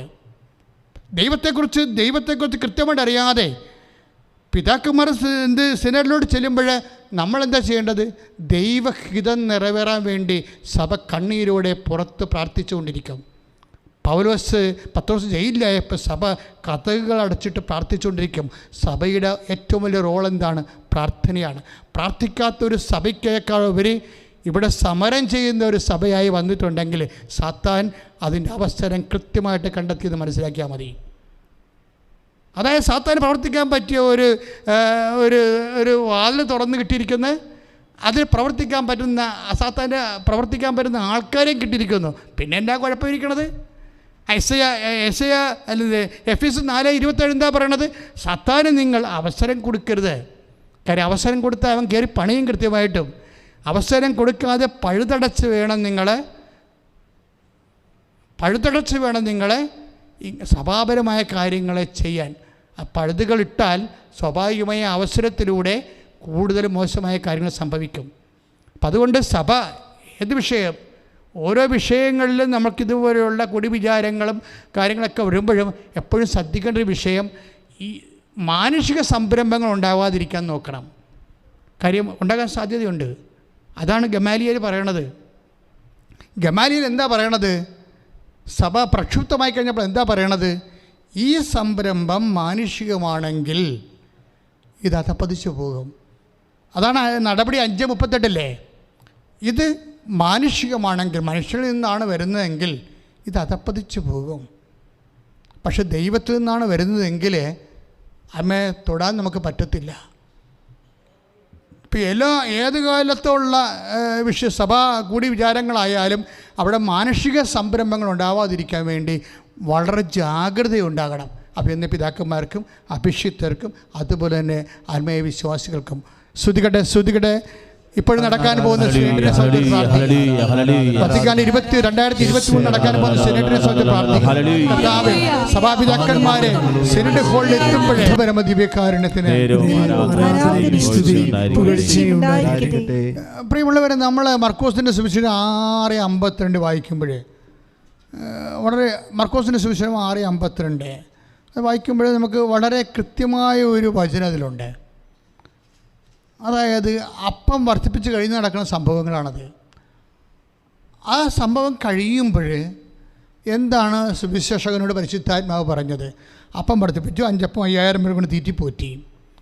പക്ഷേ ഇങ്ങനെ ഇപ്പം നിനക്ക് ഇൻക്രിമെൻറ്റ് കിട്ടി, അല്ലെങ്കിൽ ബോണസ് കിട്ടി, അല്ലെങ്കിൽ ജോലി കിട്ടി, അല്ലെങ്കിൽ പെട്ടെന്ന് പ്രൊമോഷൻ കിട്ടി, നിൻ്റെ രോഗം മാറി, നിനക്ക് വീട് കിട്ടി, വിവാഹം കഴിച്ചു, നിനക്ക് മക്കളുണ്ടായി, ഇങ്ങനെ കുറേ അഭിവൃദ്ധികളൊക്കെ ഉണ്ടാകുമ്പോഴേ ഈ അഭിവൃദ്ധിക്കെല്ലാം ദൈവത്തിൻ്റെ ഒരു ഉദ്ദേശമുണ്ട്. വായിച്ചോളൂ 6:52 മർക്കോസിൻ്റെ സുവിശേഷം. കാരണം അപ്പത്തെക്കുറിച്ച് അവർ ഗ്രഹിച്ചിരുന്നില്ല. അപ്പോൾ അത്ഭുതങ്ങൾ നടക്കുമ്പോൾ എന്താ സംഭവം? അപ്പത്തിൻ്റെ അകത്തുള്ള അനുഗ്രഹത്തെ ഗ്രഹിക്കാൻ ഈശോ പറയും. 6:52 എന്താ പറയണത്? ഓരോ അത്ഭുതങ്ങൾ. ഇപ്പോൾ എത്രയോ സാക്ഷ്യങ്ങൾ ഇവിടെ പറയുന്നു, അതായത് ഒരു രസകരമായൊരു സാക്ഷ്യം, അതായത് മരിയ റെജിയുടെ സാക്ഷ്യമില്ലേ. മരിയ റെജിക്ക് എന്താ പ്രശ്നം വെച്ച് കഴിഞ്ഞാൽ അവർ വയറ്റിൽ ഉള്ള ആളാണ്. റെജി അവരുടെ ഭർത്താവാണ്. അവർക്ക് 11 വർഷമായിട്ട് മക്കളില്ല. 11 വർഷമായിട്ട് മക്കളില്ല. അപ്പോൾ 2016 കൂടി അവരെല്ലാം മെഡിസിൻ സ്റ്റോപ്പ് ചെയ്യും. പക്ഷേ ദൈവത്തിനോടുള്ള സമർപ്പണം, ആശ്രയം സ്റ്റോപ്പ് ചെയ്യത്തില്ല. അതിൽ മാത്രം ആശ്രയിക്കും. അപ്പോൾ ഒരു ദിവസം ഇവരുടെ കൂട്ടുകാരത്തിയുണ്ട്. നിങ്ങൾ ഈ സ്റ്റോറി ഭയങ്കര രസമാണ്. ഒരു ദിവസം ഇവരുടെ കൂട്ടുകാരത്തി റോസ്മേരിക്ക് മാതാവിൻ്റെ ദർശനമുണ്ടായി. അപ്പം ഈ അതേസമയം തന്നെ മരിയ റെജി കരയണ ദർശനമുണ്ടായി. സ്വപ്നമായിരുന്നു. ഒരു സ്വപ്നത്തിൽ കൃപാസനം മാതാവ് നിൽക്കുന്നു, മരിയ റെജി നിലവിളിക്കുന്നു. റോസ്മേരിക്ക് കിട്ടുന്ന സ്വപ്നമാണ്. അത് വേറെ സ്ഥലത്താണ് അവർ താമസിക്കുന്നത്.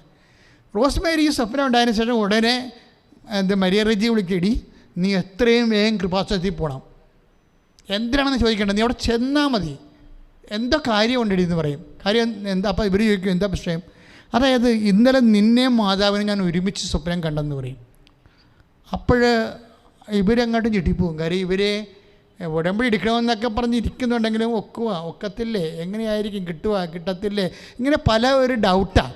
അപ്പം അങ്ങനെ വരണം. അത് കാരണം ഇവരെന്തിലും ഇവിടെ വന്നു.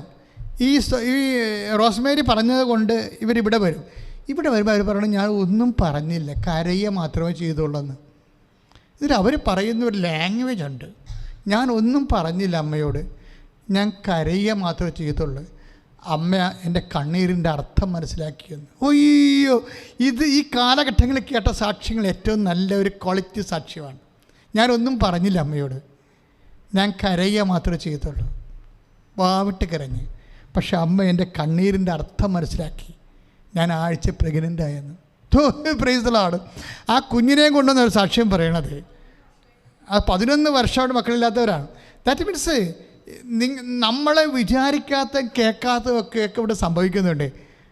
അതിൻ്റെ സമയഘടികാരം നിശ്ചയിച്ചാർത്തി 2004 അമ്മ പ്രത്യക്ഷപ്പെടുമ്പോഴേ അന്ന് ദുരന്തമുണ്ടാകാൻ പോണ്ട് പ്രാർത്ഥിക്കണമെന്ന് പറഞ്ഞിട്ട് അന്ന് മുതൽ ഇന്ന് വരെ ദുരന്തമാണ് ഇവിടെ. കാര്യം പ്രാർത്ഥന മാത്രമേ ഇതിന് ശാശ്വത പരിഹാരമുള്ളൂ. ബൂസ്റ്ററൊക്കെ എടുക്കാൻ വേണ്ടി കുറേ ആൾക്കാർ പറയും, നിങ്ങൾ കോവിഡിൻ്റെ 2ാമത്തെ ഇഞ്ചക്ഷൻ കഴിഞ്ഞെങ്കിൽ അടുത്ത ബൂസ്റ്റർ എടുക്കുക എന്ന് പറയും. അപ്പോൾ അതായത് ഇങ്ങനെ ഇത് എല്ലാവരെയും അങ്ങനെ സ്പർശിക്കുകയും എത്ര ഇഞ്ചക്ഷൻ എടുത്താലും എത്ര പ്രിക്കോഷൻ എടുത്താലും അതേസമയം തന്നെ ഈ സംഭവങ്ങൾ എല്ലാവർക്കും വരും. അതിനെ പ്രതിരോധിക്കാൻ അതാണ് ഈശോ പറഞ്ഞത്, സാംക്രമിക രോഗങ്ങൾ ഉണ്ടാകും, പക്ഷേ ഇത് നിങ്ങൾക്ക് സാക്ഷ്യം വഹിക്കാനുള്ള അവസരമായിരിക്കും. ആർക്ക്? വിശ്വസിക്കുക. കാര്യം ഇതങ്ങനെ മാറ്റിയെടുക്കാനുള്ള വിഷയത്തെക്കാൾ ഉപരി അതൊരു കാലമാകുമ്പോൾ അത് തിരിച്ചു പോകും.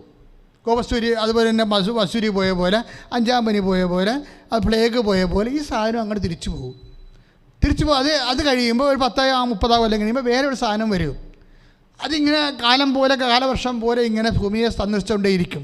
അങ്ങനെ ഓരോരോ കാലത്ത് ഞെരുക്കങ്ങൾ ഉണ്ടാകുമെന്ന് ഈശോ പറഞ്ഞിട്ടുണ്ട്.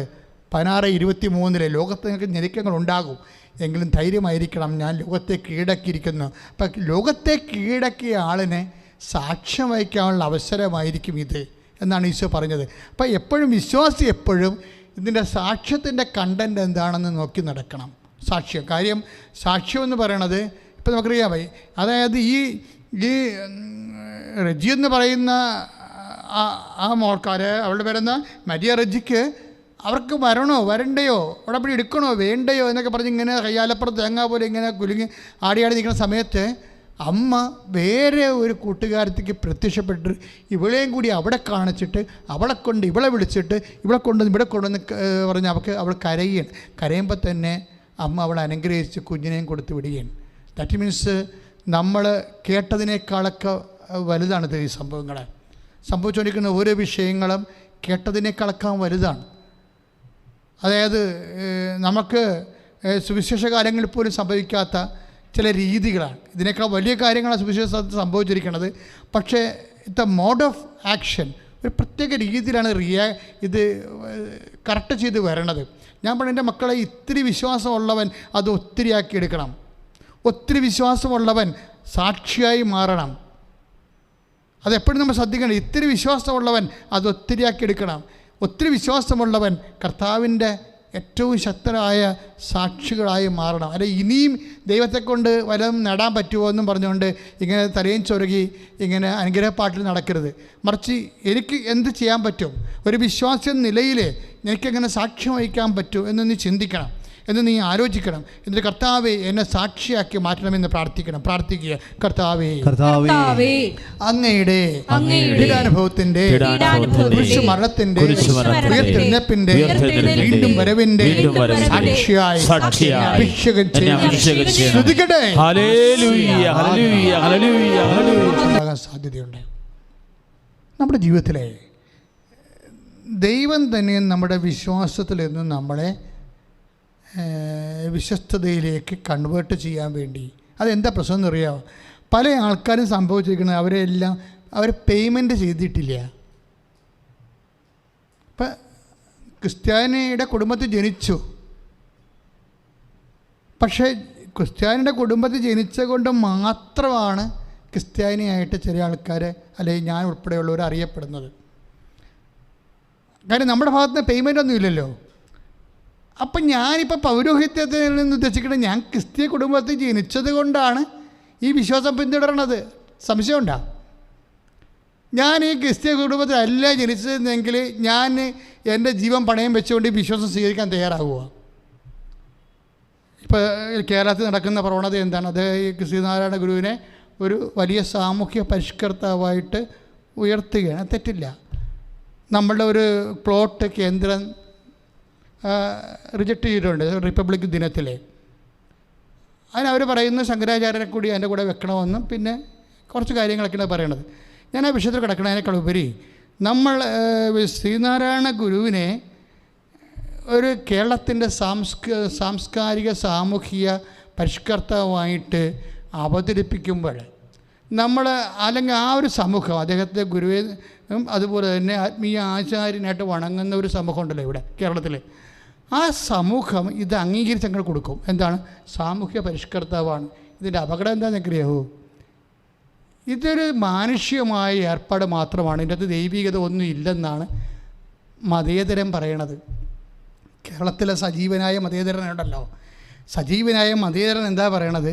ഈ മനുഷ്യൻ്റെ അകത്ത് ഒരു ദൈവികതയുമില്ല, ഒരു ആത്മീയതയുമില്ല, ഉള്ളതെല്ലാം സാമൂഹ്യമാണെന്ന്. അതായത് ഇങ്ങനെ റെഡ്യൂസ് ചെയ്യണം, ഈ സംഭവത്തെ റെഡ്യൂസ് ചെയ്യാൻ. അപ്പം ഈ സമൂഹം എപ്പോഴും ഈ കാര്യത്തിൽ ഒരു ആത്മീയ ജാഗ്രത ഉണ്ടാകണം, എപ്പോഴും നല്ലതാണ്. നിങ്ങൾക്ക് ആവശ്യമായ ആ സമൂഹത്തിന് ആവശ്യമായ സാമൂഹ്യ ജാഗ്രതയുണ്ട്. പക്ഷേ അവിടെ ആത്മീയ ജാഗ്രത ഇല്ലെന്നുണ്ടെങ്കിൽ നാളെ EMS പോലെയും അതുപോലെ തന്നെ നെഹ്റു പോലെയും ഒരു മാനുഷിക വ്യക്തിത്വമായിട്ട് ചരിത്രം ഈ ശ്രീനാരായണ ഗുരുവിനെ മാറ്റാനുള്ള സാധ്യതയുണ്ട്. അതായത് ഇതിൻ്റെ ആത്മീയത ചോർത്തിക്കളയുക, മതമില്ലാത്ത ജീവനെ എടുക്കുക, അതിന് ഒരു സംഘടിതമായ ഒരു ശ്രമം നമ്മുടെ കേരളത്തിൽ, നമ്മുടെ സാമൂഹ്യ മേഖലകളിൽ അത്തരം പ്രവണതകൾ ശക്തമാണ്. അതതിൻ്റെ വഴിക്ക് അത് പ്രവർത്തിക്കട്ടെ.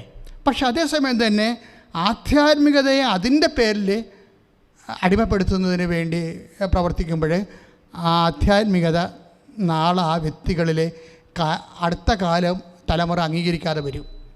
അത് ഒരു പക്ഷേ കുറച്ച് കഴിയുമ്പോൾ കാലഹരണപ്പെട്ടു പോകും. സാമൂഹ്യമായ ഒരു വിഷയം മാത്രമാണ്, അതിൻ്റെ ഒരു ഔന്നത്യത്തിന് വേണ്ടി മാത്രമാണ് ഒരു വ്യക്തിയെ നമ്മൾ ബ്രാൻഡ് ചെയ്താൽ എത്രയും വേഗം അത് കാലഹരണപ്പെടും. കാര്യം വേറൊരു കാലം വരുമ്പോൾ അതെല്ലാം ഈ കാലത്തിൻ്റെ ഒരു ആളായിട്ട് മാറും. ഇപ്പം ഞാനതൊരു വിഷയം എൻ്റെ ഒരു ചിന്താ നിരീക്ഷണമാണ്. ആർക്കെങ്കിലും ഡിസ്റ്റർബ് ആയിട്ടുണ്ടെങ്കിൽ ഞാൻ നേരത്തെ മുൻകൂർ മാപ്പ് ചോദിക്കുകയാണ്. എൻ്റെ വിഷയം അതല്ല. പക്ഷെ ഞാനിങ്ങനെ ചിന്തിച്ചപ്പോൾ എൻ്റെ മനസ്സിൽ വന്നൊരു വിഷയമാണിത്. കഴിഞ്ഞ ദിവസങ്ങളുള്ള ഈ പ്രോട്ടീൻ്റെ റിജക്ഷനൊക്കെ വന്നപ്പോൾ ഞാൻ അതിനെക്കുറിച്ച് ചില സമയത്ത് ചിന്തിച്ചപ്പോൾ കിട്ടിയ ഒരു ആശയത്തിലേക്കാണ് ഞാൻ നിങ്ങൾ ജസ്റ്റ് ഷെയർ ചെയ്തതേ ഉള്ളൂ. ശ്രുതികട്ടെ ഹല്ലേലൂയ.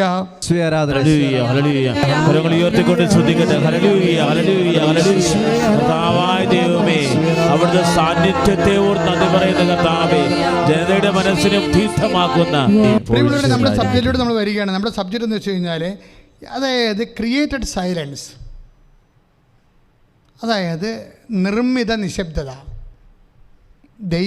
നിർമ്മിത നിശബ്ദത, ക്രിയേറ്റഡ് സൈലൻസ് ഓഫ് സ്പിരിച്വാലിറ്റി അല്ലെങ്കിൽ ഓഫ് ഡിവിനിറ്റി.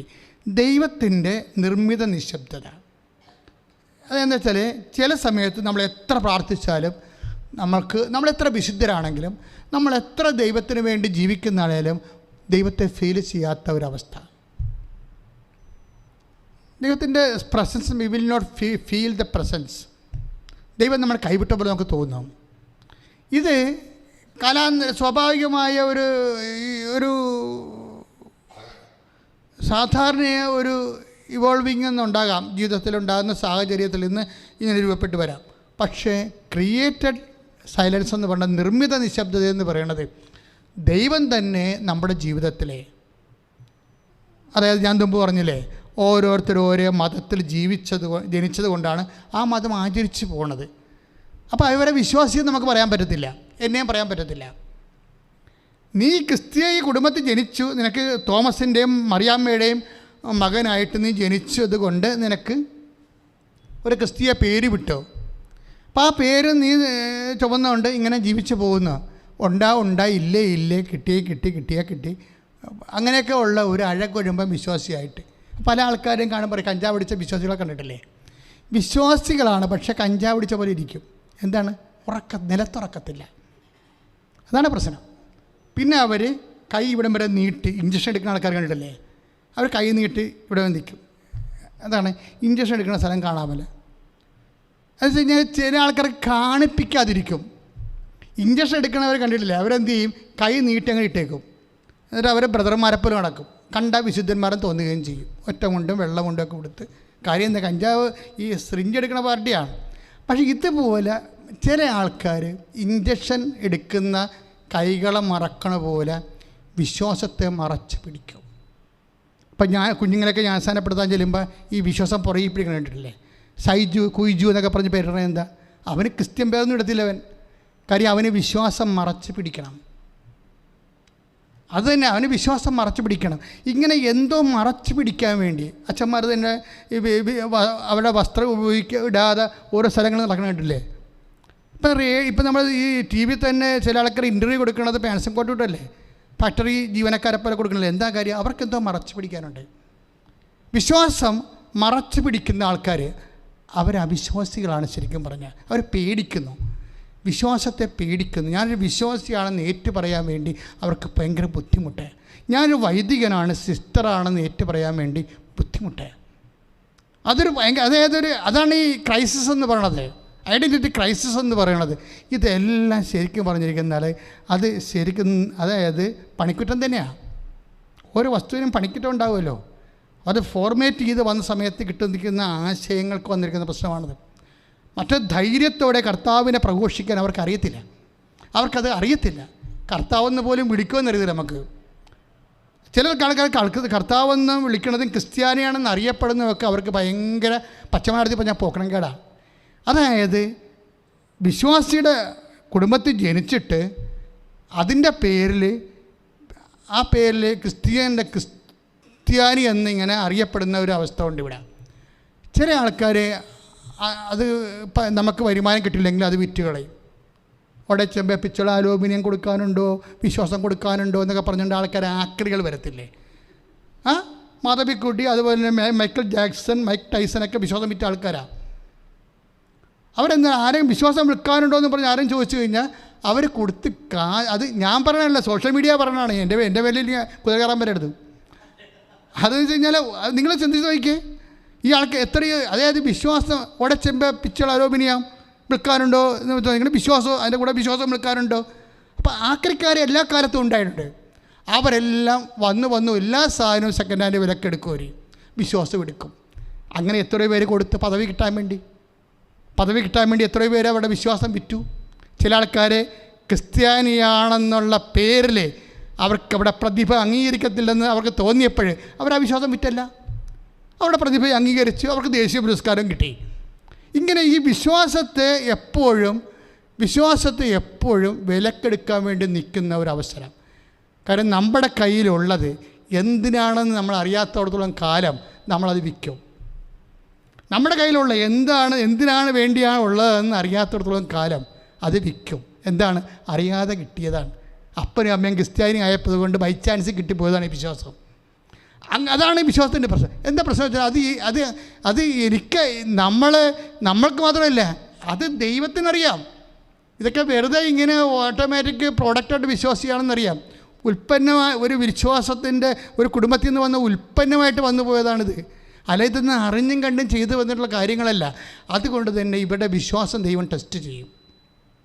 എങ്ങനെ ടെസ്റ്റ് ചെയ്യണത്? ഫിഡേലിറ്റി വെച്ചാണ് ടെസ്റ്റ് ചെയ്യണത്. വിശ്വസ്തത.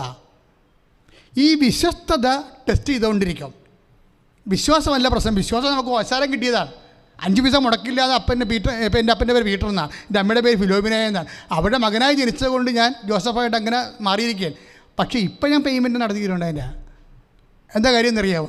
ജീവിതത്തിൽ ഇപ്പം നമുക്കൊരു പ്രമാണം കിട്ടിയെന്ന് പറഞ്ഞാൽ ആ പ്രമാണം എഴുതി കിട്ടുമെന്ന് പറഞ്ഞാൽ ഉടനെ ബാങ്കിൽ കൊണ്ടുവന്നാൽ അവർ പറയും പറ്റിയിട്ട് അവിടെ നിന്ന് ചോദിക്കും. പ്രമാണം കിട്ടിയൊരു കാര്യമുണ്ടോ? പറ്റിയിട്ട് അവിടെ നിന്ന് ചോദിക്കും. അപ്പോൾ പറഞ്ഞ് പൊക്കൊരു ചെയ്തിട്ടില്ല, ഇത് ചെയ്യാൻ പറ്റത്തില്ലെന്ന് പറയും. വില്ലേജ് ഓഫീസർ പറഞ്ഞ് ചെയ്യാൻ പറ്റത്തില്ല, കാര്യം എന്താ, ഇത് ഭാഗോടമ്പടി ചെയ്തിട്ടില്ല. ഭാഗോടമ്പടി ചെയ്യാത്തത് എന്താണ്? എത്ര പേരുണ്ട് അപ്പന്, എത്ര പെങ്ങന്മാരുണ്ട്? എൻ്റെ കുടുംബത്തിൽ ഭാഗോടമ്പടി ഉണ്ടായ സമയത്ത് അപ്പൻ്റെ പെങ്ങന്മാർ മരിച്ചു പോയവരുടെ സർട്ടിഫിക്കറ്റ് ഞാൻ ഹാജരാക്കേണ്ടി വന്നു. ഒരാൾ ജീവിച്ചിരുന്ന സമയത്ത് അയാളെ വിളിച്ചു വരുത്തി ഒപ്പിരേണ്ട ആവശ്യം വന്നു. ഭയങ്കര പ്രായം ഉണ്ടായതാണ്. പക്ഷേ നമ്മൾ വിളിച്ചുകൊണ്ട് പോയി. എന്താ കാര്യം? മറ്റുള്ളവർ ജീവിച്ചിരിക്കുന്നവർ ഒന്നെങ്കിലും അവർ ഒപ്പിടണം, അല്ലെങ്കിൽ നമുക്ക് ഒഴിവ് തരണം. അതുകൊണ്ടാണ് പൊക്കൂര ചെയ്യാത്തത്. പല ആൾക്കാരുടെയും വിശ്വാസത്തിൽ വേറെ വിശ്വാസം കിടപ്പുണ്ട്, അതുകൊണ്ട് ഇത് പൊക്കൂര ചെയ്യാൻ പറ്റത്തില്ല. ഒന്നാം പ്രമാണത്തിൻ്റെ പ്രശ്നം അതാണ്. പല ആൾക്കാരുടെയും വിശ്വാസത്തിൽ വേറെ ആൾക്കാരുടെ വിശ്വാസമുണ്ട്. ഇപ്പം ഒരു വാര്യർ കുടുംബത്തിൽ നിന്ന് ഒരു ഡോക്ടർ കല്യാണം കഴിച്ചു, ഒരു ക്രിസ്ത്യാനിയെ കല്യാണം കഴിച്ചു. അവർ കല്യാണം കഴിച്ച് അവർ കുറേ നാൾ കൂടി താമസിച്ച് കഴിഞ്ഞപ്പോൾ എന്നോട് പറഞ്ഞ് ജ്ഞാനസ്നാനപ്പെടുത്താൻ പറഞ്ഞ് ഞാൻ അവരെ ജ്ഞാനസ്നാനപ്പെടുത്തി. അവരുടെ എല്ലാ രേഖകളും അപ്പനെയും അമ്മനെയും എല്ലാം വിളിച്ച് രേഖകളെല്ലാം മേടിച്ച് ഇന്ത്യൻ നിയമം അനുസരിച്ചാണ് ചെയ്തിരിക്കുന്നത്. കാരണം നമുക്ക് നാളെ തൂങ്ങേണ്ട ആവശ്യമില്ലല്ലോ. അപ്പോഴേ ഈ ഡോക്ടർ എന്നോടൊരു കാര്യം പറഞ്ഞു. ഡോക്ടർ വളരെ ചൈതന്യമുള്ള ആളാണ്, കാര്യങ്ങളൊക്കെ ശരിയാണ്. ഡോക്ടർ പറഞ്ഞു, അച്ഛാ, ഞാൻ കെട്ടിവന്ന വീടൊരു കത്തോലിക്ക വീടാണ്, പക്ഷേ അവിടുത്തെ അമ്മയുടെ പരിപാടി എന്താണെന്നറിയാവോ? അലമാരി തെക്ക് പടിഞ്ഞോട്ട് നീക്കി വെക്കുക. എൻ്റെ അലമാരി അവർ വടക്ക് തെക്കോട്ട് നോക്കിയിരുന്ന അലമാരി അമ്മ എപ്പോഴും എടുത്ത് തെക്ക് പടിഞ്ഞോട്ട് വെക്കും. എനിക്ക് അലമാരി തുറക്കാൻ പറ്റണില്ല, എന്താ കാര്യം? തെക്കോട്ട് നോക്കിയിരുന്ന അലമാരി പണം പോയിക്കൊണ്ടിരിക്കും. തെക്ക് പടിഞ്ഞോട്ടാണ് നോക്കണേ, പണം ഇങ്ങനെ വന്നുകൊണ്ടിരിക്കും. ആരാണ്? കത്തോലിക്ക കാണ്ടാമൃഗം, അമ്മായിയമ്മ. ഇങ്ങനെ കുറേ അന്ധവിശ്വാസങ്ങളെ യേശുക്രിസ്തുവിനെ സ്വീകരിച്ചിട്ടും മനുഷ്യനുണ്ട്. എന്താ കാര്യം? നമ്മുടെ വിശ്വാസത്തിൻ്റെ കൂടെ വേറെ വിശ്വാസങ്ങൾ കയറിക്കിടക്കും. അതുകൊണ്ടാണ് ഇത് ചെയ്യാൻ പറ്റാത്തത്. നമ്മുടെ പുരയിടത്തിൻ്റെ അവകാശികൾക്ക് ഇതിൻ്റെ ഈ അവകാശത്തിൽ വേറെ ആൾക്കാർക്ക് അവകാശം ഉണ്ടാകും. നിൻ്റെ വിശ്വാസത്തിൽ അന്ധവിശ്വാസമോ അബദ്ധവിശ്വാസമോ വേറെ വല്ല വിശ്വാസമോ ഉണ്ടെങ്കിൽ അത് കറക്റ്റ് ചെയ്യേണ്ടി വരും. യേശു ക്രിസ്തുവാണ് ഏക രക്ഷകൻ എന്നുള്ളതാണ് വിശ്വാസം.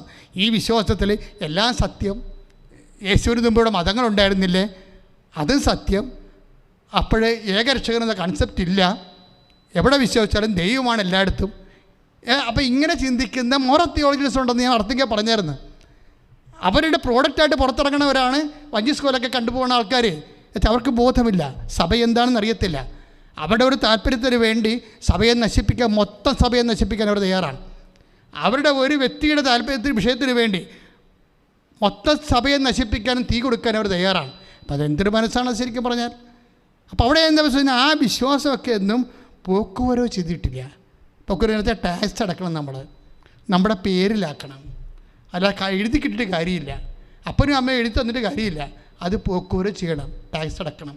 നിൻ്റെ വിശ്വാസം ഇനി നിൻ്റെ വിശ്വാസം, നിനക്ക് കിട്ടിയ വിശ്വാസം നിൻ്റെ വിശ്വാസമാകണമെങ്കിൽ നീ പോക്കുവരവ് ചെയ്യണം. എന്താണ്? നീ ടാക്സ് അടക്കണം. എന്താ ടാക്സ് എന്ന് പറയണത്? വിശ്വസ്തത. അതിനു വേണ്ടി നീ പേയ്മെൻറ്റ് ചെയ്യണം. ഞാൻ യേശുക്രിസ്തു വിശ്വസിക്കുന്നതിൻ്റെ പേരിൽ എനിക്ക് സഹനങ്ങളുണ്ടെങ്കിൽ, എനിക്ക് സംഘർഷങ്ങളുണ്ടെങ്കിൽ, എനിക്ക് പരീക്ഷകളുണ്ടെങ്കിൽ ഞാനതിനെ എൻ്റെ മാനസികവും ശാരീരികവും ആയിട്ടുള്ള എല്ലാ സങ്കടങ്ങളോടുകൂടിയും അത് കർത്താവിൻ്റെ കുരിശിനെ ഇവിടെ കൂട്ടിവെച്ചുകൊണ്ട് ഞാൻ യേശുക്രിസ്തുവിനെ മഹത്വപ്പെടുത്തിക്കൊണ്ട് ഞാൻ എൻ്റെ വിശ്വാസം തെളിച്ചിട്ട് ഈ വിശ്വാസം എൻ്റെ വിശ്വാസമാക്കും. ആരുടെ വിശ്വാസം? എൻ്റെ മാതാപിതാക്കന്മാരിൽ എനിക്ക് പകർന്നു കിട്ടിയ വിശ്വാസം എൻ്റെ വിശ്വാസമായി മാറണത് അത് എൻ്റെ പേരിൽ ഞാൻ പൊക്കുവരവ് ചെയ്തിട്ട് ടാക്സ് അടച്ചിട്ട് പറ്റുചീട്ട് വാങ്ങിക്കുമ്പോഴാണ്. ഇന്ന് എല്ലാവരുടെ കയ്യിലും പ്രമാണമുണ്ട്, പക്ഷേ പറ്റുചീട്ടില്ല. എന്താ പൊക്കുവരവ് ചെയ്തിട്ടില്ല. ഇങ്ങനെ ദൈവം ഇത് പൊക്കുവരവ് ചെയ്യേണ്ട ഒരു സമയമുണ്ട്. നമുക്ക് ക്ലേശങ്ങൾ നൽകിക്കൊണ്ട് നമ്മൾ ചെയ്യാത്ത കുറ്റത്തിന് നമ്മൾക്ക് കള്ളക്കേസ് വന്നുകൊണ്ട്, ഇപ്പോൾ ചില ആൾക്കാർ പറഞ്ഞു എൻ്റെ അച്ഛാ ഇപ്പം ഞാൻ കോടതി എന്നെ വെറുതെ വിട്ടു, പക്ഷേ ഞാൻ 15 ദിവസം ജയിലിൽ കിടന്നായിരുന്നു. പക്ഷേ ദൈവം ഉണ്ടെങ്കിൽ തെറ്റ് ചെയ്യാത്ത എന്നെ എന്തിന് ജയിലിലിട്ടെന്ന് ചോദിക്കുമവർ. എന്നോട് പലരും ചോദിച്ചിട്ടുണ്ട്. പോസ്കോ കേസിന് വരെ ജയിലിൽ കിടന്ന ആൾക്കാർ അവസാനം തെളിവില്ലാതെ ചെയ്യാത്ത കുറ്റത്തിന് അവരെ കരഞ്ഞിട്ടുണ്ട്. നേരത്തെ അച്ഛാ ഞാനല്ല, എന്നെ പറ്റിച്ചതാണിത്, എന്നെ അകത്താക്കാൻ വേണ്ടി മനഃപൂർവ്വം കരുതിക്കൂട്ടി ചെയ്തതാണ്. കാരണം നമ്മുടെ നിയമത്തിൻ്റെ ഒരു അവസ്ഥ എന്ന് പറഞ്ഞത് ഭയങ്കരമാണേ. അതായത് ചില ആൾക്കാരുടെ ചിലപ്പോൾ ഈ വാക്കാപ്പാട്ടം പറഞ്ഞില്ലേ, അത് പാട്ടത്തിന് ഒരു വാക്ക് പറഞ്ഞാൽ മതി, അപ്പോൾ അത് നിയമമായിട്ട് മാറണ പോലെയുള്ള അവസ്ഥ. ചില ആൾക്കാരുടെ മൊഴി കേട്ടാൽ മതി, അപ്പോൾ അത് നിയമമായിട്ട് വരണ രീതി അവസ്ഥകളുണ്ട്. അപ്പോൾ അതുകൊണ്ട് അത് വെച്ച് മുതലെടുക്കുന്നവരുണ്ട്, അത് വെച്ച് തന്നെ മുതലെടുക്കുന്ന ആൾക്കാർ ഒത്തിരി പേരുണ്ട്. അപ്പോൾ ഇങ്ങനെ വരുമ്പോൾ ചില നിരപരാധികൾ ജയിലിൽ വീഴും. അപ്പം അങ്ങനെ വരുമ്പോൾ ഉള്ള അവസ്ഥ അവരൊന്നും നമ്മളോട് ചോദിക്കുക വെച്ചാൽ ഞാൻ ഒരു തെറ്റും ചെയ്തിട്ടില്ല, ദൈവം ഉണ്ടെങ്കിൽ പിന്നെ എന്തുകൊണ്ട് തെറ്റ് ചെയ്യാത്ത ഞാൻ ജയിലിൽ അനുഭവിച്ചു? അപ്പോൾ ഞാൻ അവനോട് ചോദിക്കും, കാരണം കൂടാതെ അല്ലേ ഈശോ ശിക്ഷിക്കപ്പെട്ടത്? അപ്പം നീ ഈശോനെ പോലെ കാരണം കൂടാതെ ശിക്ഷിക്കപ്പെടുമ്പോൾ അത് കർത്താവിൻ്റെ കൂടെ വെച്ച് കഴിഞ്ഞാൽ തീർച്ചയായിട്ടും നീ ദൈവത്തിൻ്റെ സ്വന്തമായി മാറും. കാര്യം എന്താ? ഞാനും എൻ്റെ ജീവിതത്തിൽ കാരണം കൂടാത്ത കുറേ കാര്യങ്ങൾക്ക് ആൾക്കാരുടെയൊക്കെ നിന്ന് പല വിഷയത്തിൽ നിന്ന് എനിക്ക് സങ്കടങ്ങൾ വന്നിട്ടുണ്ട്. എല്ലാവർക്കും അതുപോലെ പലതരത്തിലുള്ള വിഷയങ്ങളുണ്ട്. അപ്പം ഞാൻ തെറ്റ് ചെയ്തില്ലല്ലോ, പിന്നെ എനിക്കെന്ത് സംഭവിച്ചെന്ന് ചോദിച്ചാൽ ഇതാണ് നമ്മുടെ ആസ്തി എന്ന് പറയണത്. തെറ്റ് ചെയ്തിട്ട് നമ്മൾ ശിക്ഷ മേടിച്ചിട്ട് ദൈവത്തിന് അതുകൊണ്ട് പ്രയോജനമൊന്നുമില്ല, വിശ്വാസ ജീവിതത്തിൽ പ്രയോജനമില്ല. മറിച്ച് നമ്മൾ ചെയ്യാത്ത കുറ്റം, ഇപ്പം ചില ആൾക്കാർ പറയും ഞാൻ കുഞ്ഞുനാൾ മുതൽ കർത്താവിനോട് ഞാൻ പറഞ്ഞതാണ് കള്ളു കുടിക്കാത്ത ഒരാളെ എനിക്ക് തരണമേ എന്ന്, ഞാൻ ജീവിച്ചിരിക്കത്തില്ല എന്ന് പറഞ്ഞു. പക്ഷേ ഇവൻ കള്ളു കുടിയത് മാത്രമേ ആക്കുള്ളൂ. അപ്പോൾ നമ്മൾ പ്രാർത്ഥിക്കണമല്ല നമുക്ക് കിട്ടണത്. അപ്പോൾ അങ്ങനെ കിട്ടുമ്പോൾ ദൈവം നമുക്ക് തരുമ്പോൾ അതിനോട് നമ്മൾ കാണിക്കുന്ന നിലപാടുകൾ, അതാണ് വിശ്വസ്തത എന്ന് പറയണത്. ഇത്രയും സഹനം ഉണ്ടായിട്ടും ഇതിലൊന്നും എനിക്ക് പങ്കില്ലാഞ്ഞിട്ടും ഞാൻ യേശുക്രിസ്തുവിനെ പ്രതി കർത്താവിൻ്റെ നാമത്തിൽ സ്വീകരിക്കുമ്പോൾ നമ്മൾ സ്വീകരിക്കണ കർത്താവിനെ തന്നെയാണ്. എന്തിൻ്റെ പേരിൽ?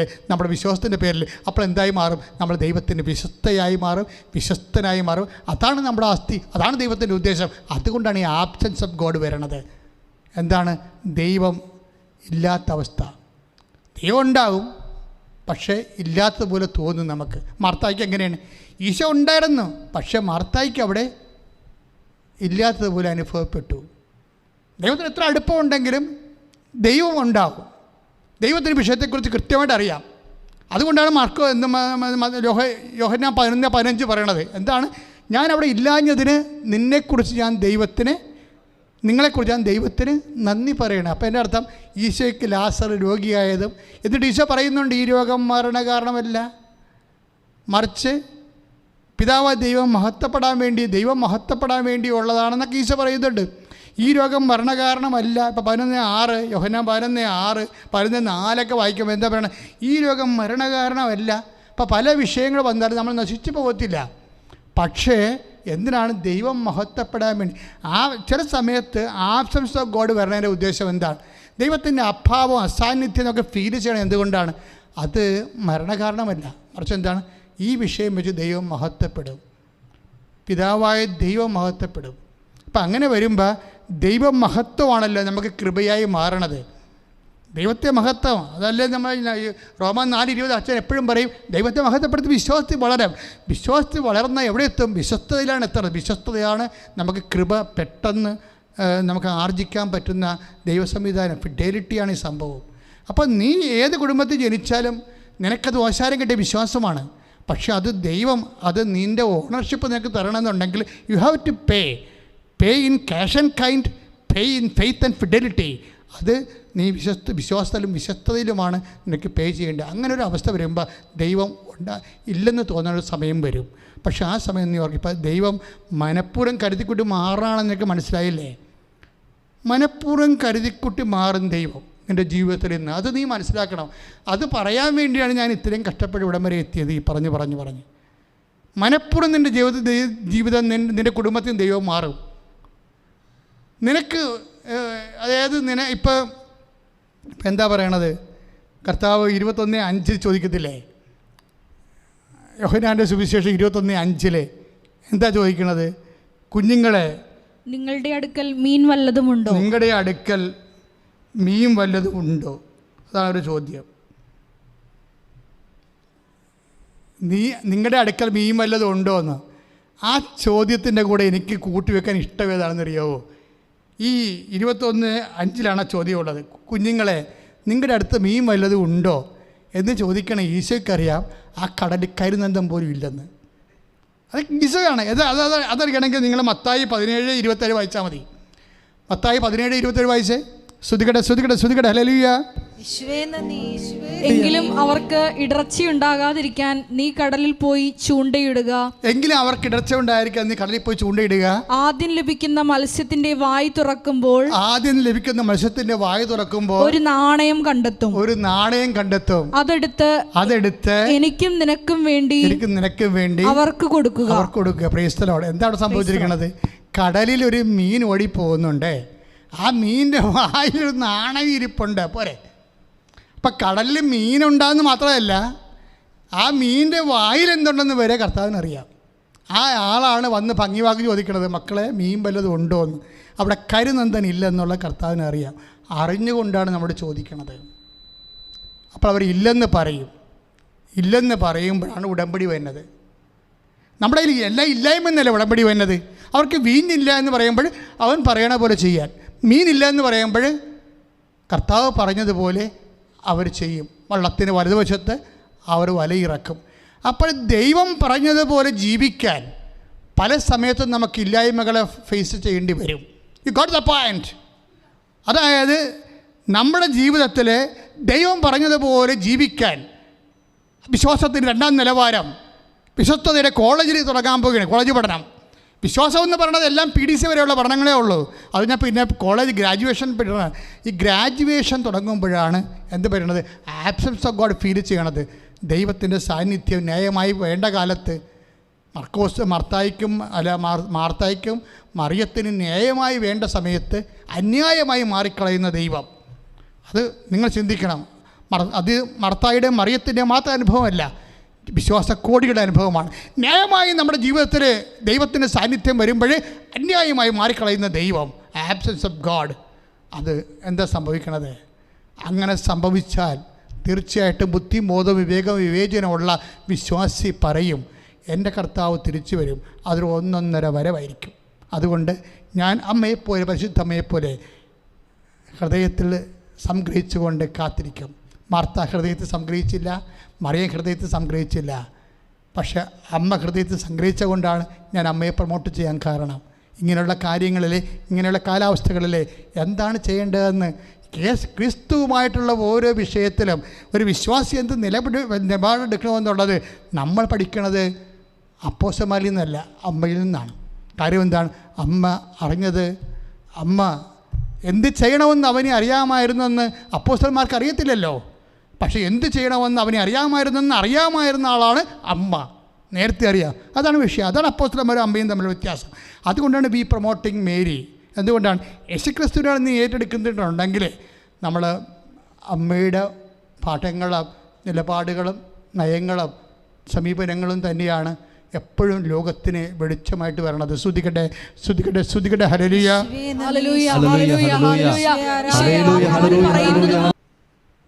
കർത്താവിൻ്റെ തിരുസന്നിധിയിൽ ഈശോ ജീവിതത്തിൻ്റെ വ്യത്യസ്തങ്ങളായ പാഠങ്ങളെ നമുക്ക് നൽകി. നമ്മുടെ ജീവിതത്തിൻ്റെ കാലാവസ്ഥ മാറ്റങ്ങൾ വരുമ്പോൾ അതിൽ ദൈവത്തിൻ്റെ മനസ്സിനൊപ്പം നിൽക്കാനും സഞ്ചരിക്കാനും അമ്മ നൽകിയ മരിയൻ പാഠങ്ങൾ ഈ മരിയൻ ഉടമ്പടി ധ്യാനത്തിൽ നിന്ന് കർത്താവ് നമുക്ക് പകർന്നു നൽകി. കർത്താവിന് നമുക്ക് നന്ദി പറയാം.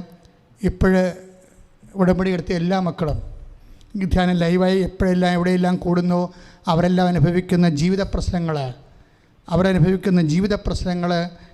അതുപോലെ തന്നെ അതിന്മേലെല്ലാം ദൈവം നടപടി സ്വീകരിക്കാൻ പോകുന്ന സമയമാണിത്. എൻ്റെ ദൈവ പൈതൽ ചെയ്യേണ്ട ഇത്രയേ ഉള്ളൂ. ദൈവം ജ്വലിച്ച് നിൽക്കുന്ന സമയം, അമ്മ മധ്യസ്ഥം വഹിക്കുന്ന സമയം. നിങ്ങൾ ചെയ്യേണ്ടത് എവിടെയാണ് രോഗം, എവിടെയാണ് വേദന, എവിടെയാണ് ജീവിതത്തിൻ്റെ വ്യത്യസ്തങ്ങളായ ശരീരത്തിൻ്റെ പരാധീനതകൾ, കുടലിലേക്ക് സിസ്റ്റുള്ളവരെ, ആമാശയത്തിലേക്ക് സിസ്റ്റുള്ളവരെ, കുടലിൽ കുരുക്കളുള്ളവരെല്ലാം അടിവയറ്റി കൈവെക്കട്ടെ.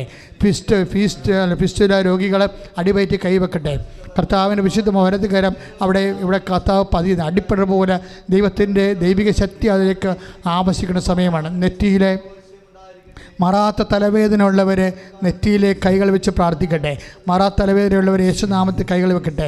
പ്രഷർ രോഗികളെ ശിരസിൽ കൈവെക്കട്ടെ. ഷുഗർ രോഗികളെ ശിരസിൽ കൈവെക്കട്ടെ. അസ്ഥിവേദന ഉള്ളവർ അസ്ഥിക്കുഴകളിൽ കൈവെക്കട്ടെ. വാദരോഗികൾ വാദത്തിൽ രോഗത്തിലെ സന്ധിബന്ധങ്ങളിലൊക്കെ അവർ കൈവച്ച് പ്രാർത്ഥിക്കട്ടെ. കർത്താവ് അങ്ങനെ തിരുസന്നിധി ബ്ലഡ് ഷുഗർ ഉള്ളവരെ അത് സമർപ്പിച്ചുകൊണ്ട് പ്രാർത്ഥിക്കട്ടെ. കർത്താവ് ഉള്ളക്കാലം മുതൽ കർത്താവ് ഉച്ചവരെ കർത്താവ് ഓരോരോ രോഗങ്ങളെ കർത്താവ് സമർപ്പിച്ചുകൊണ്ട് പ്രാർത്ഥിക്കണം. ഭ്രാന്ത് വന്നിട്ടുള്ളവരെ, അപസ്മാര രോഗികൾ കർത്താവ് അങ്ങനെ തിരിച്ചെന്നെ അവരുടെ തിരുരക്തം തളിക്കണമെന്ന് പ്രാർത്ഥിക്കുന്നു.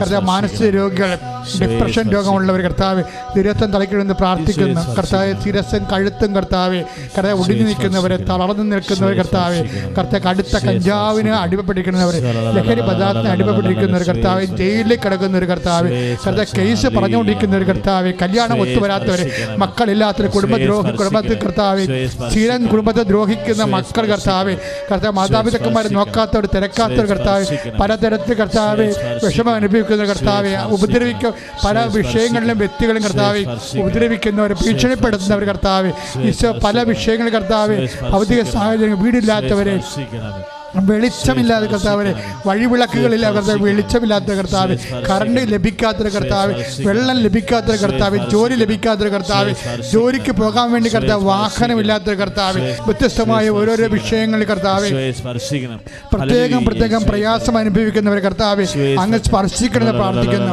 അങ്ങനെ വിശുദ്ധമായ വലതുകരം മകളനുസരിച്ച് മുടിക്കൊഴിയുന്നവർ കർത്താവ്, ശ്വാസകോശ രോഗികൾ, കരൾ രോഗികൾ, കിഡ്നി രോഗികൾ കർത്താവ് യേശുവിനെ വിശുദ്ധമായ രക്തത്തെ സ്പർശിക്കട്ടെ. കർത്താവ് അപസ്മാര രോഗികൾ കർത്താവ് യേശു കർത്താവ് അങ്ങനെ രക്തത്തെ സ്പർശിക്കുന്നത് പ്രാർത്ഥിക്കുന്നു. കർത്താവിന്റെ വിശുദ്ധമായ രക്തത്തെ കർത്താവ് സ്പർശിക്കുന്ന കർത്താവ്, ഡൗൺ സിൻഡ്രോം ഉള്ളവർ കർത്താവ്, എപ്പിലെപ്സി രോഗികൾ കർത്താവ് അങ്ങനെ സ്പർശിക്കണമേ.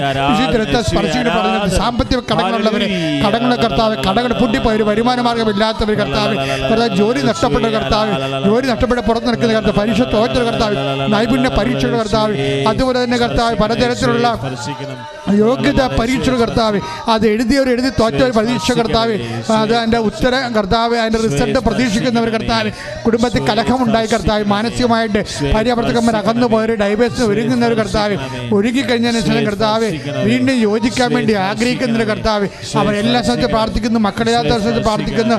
ഒരു തുണ്ട് ഭൂമി ഇല്ലാത്ത സ്ഥലത്ത് കടലോരങ്ങൾ താമസിക്കുന്നവരെ കർത്താവ്, കടലിൻ്റെ ഭീഷണി അനുഭവിക്കുന്നവരെ, അവരെന്ത് ചെയ്യണമെന്ന് അറിയാതെ വിറങ്ങി നിൽക്കുന്നവരെ, അവരുടെ വിഷയങ്ങൾ മുഴുവനായി ഏൽപ്പിച്ച് പ്രാർത്ഥിക്കും. മലയോരങ്ങൾ താമസിക്കുന്നവർ താമസിക്കുന്ന ഒരു കർത്താവേ, മലയോരങ്ങൾ താമസിക്കുന്ന കർത്താവേ, വൃഷ്ടിപ്രദേശങ്ങളിലും കർത്താവേ, ഉരുപൊട്ടലുള്ള സ്ഥലങ്ങളിലെല്ലാം കർത്താവേ, ഭീഷണിയോടെ താമസിക്കുന്നവര്, വെള്ളമൊഴുക്ക് പാടുള്ളവര് കർത്താവേ, പ്രളയം വന്ന് മുടിയവര് കർത്താവേ, പ്രളയം വരുവയില്ല എന്ന് പറഞ്ഞ് പേടിക്കുന്നവര് കർത്താവേ, ഇങ്ങനെ എന്ത് ചെയ്യും, എവിടെ പോയി എങ്ങനെ ജീവിക്കുന്ന അറിയാൻ പറ്റാതെ വേദനയോട് ജീവിക്കുന്നവരെ സ്പർശിക്കണമേ.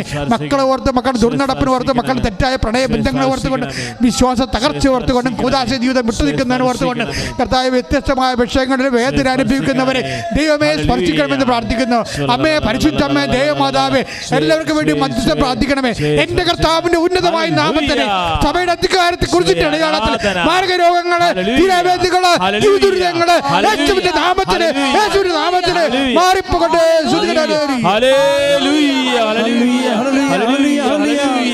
പ്രാർത്ഥിക്കേണ്ട സമയമാണ്, മൗനമായി പ്രാർത്ഥിക്കേണ്ട സമയമാണ്. വ്യക്തിപരമായ ആവശ്യങ്ങൾക്ക് വേണ്ടി ആശീർവാദത്തിൻ്റെ സമയമാണ്. അതുകൊണ്ട് തന്നെ മുട്ടുകൾ കുത്തി, കൈകൾ കൂപ്പി, കണ്ണടച്ച് മൗനമായി നിൻ്റെ കുടുംബത്തിൻ്റെ വിഷയങ്ങൾ പരിശുദ്ധ അമ്മയുടെ മധ്യസ്ഥ ഈശോയ്ക്ക് സമർപ്പിക്കേണ്ട സമയമാണ്.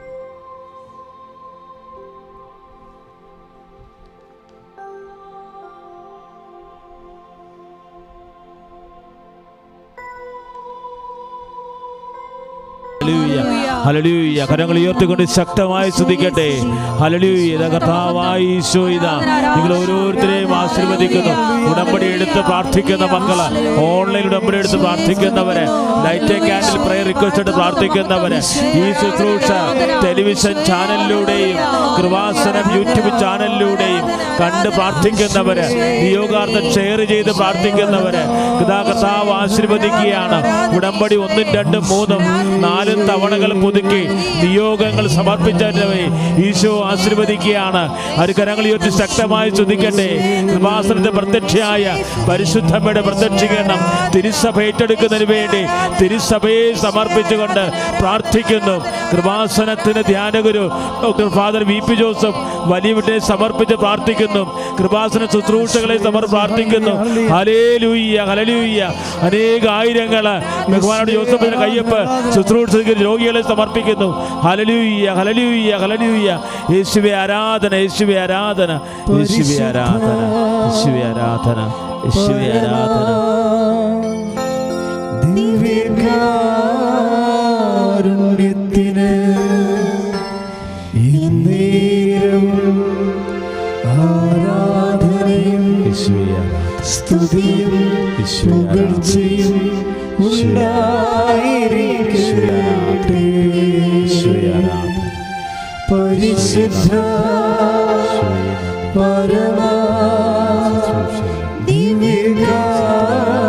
ദിവ്യകാരുണ്യത്തിന് എന്നേരവും ആരാധനയും സ്തുതിയും പുകഴ്ചയും ഉണ്ടായിരിക്കട്ടെ.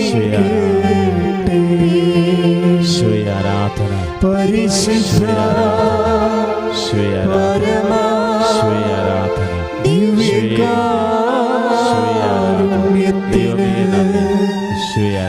എന്നേരവും ആരാധനയും സ്തുതിയും പുകഴ്ചയും ഉണ്ടായിരിക്കട്ടെ. പ്രത്യക്ഷീകരണം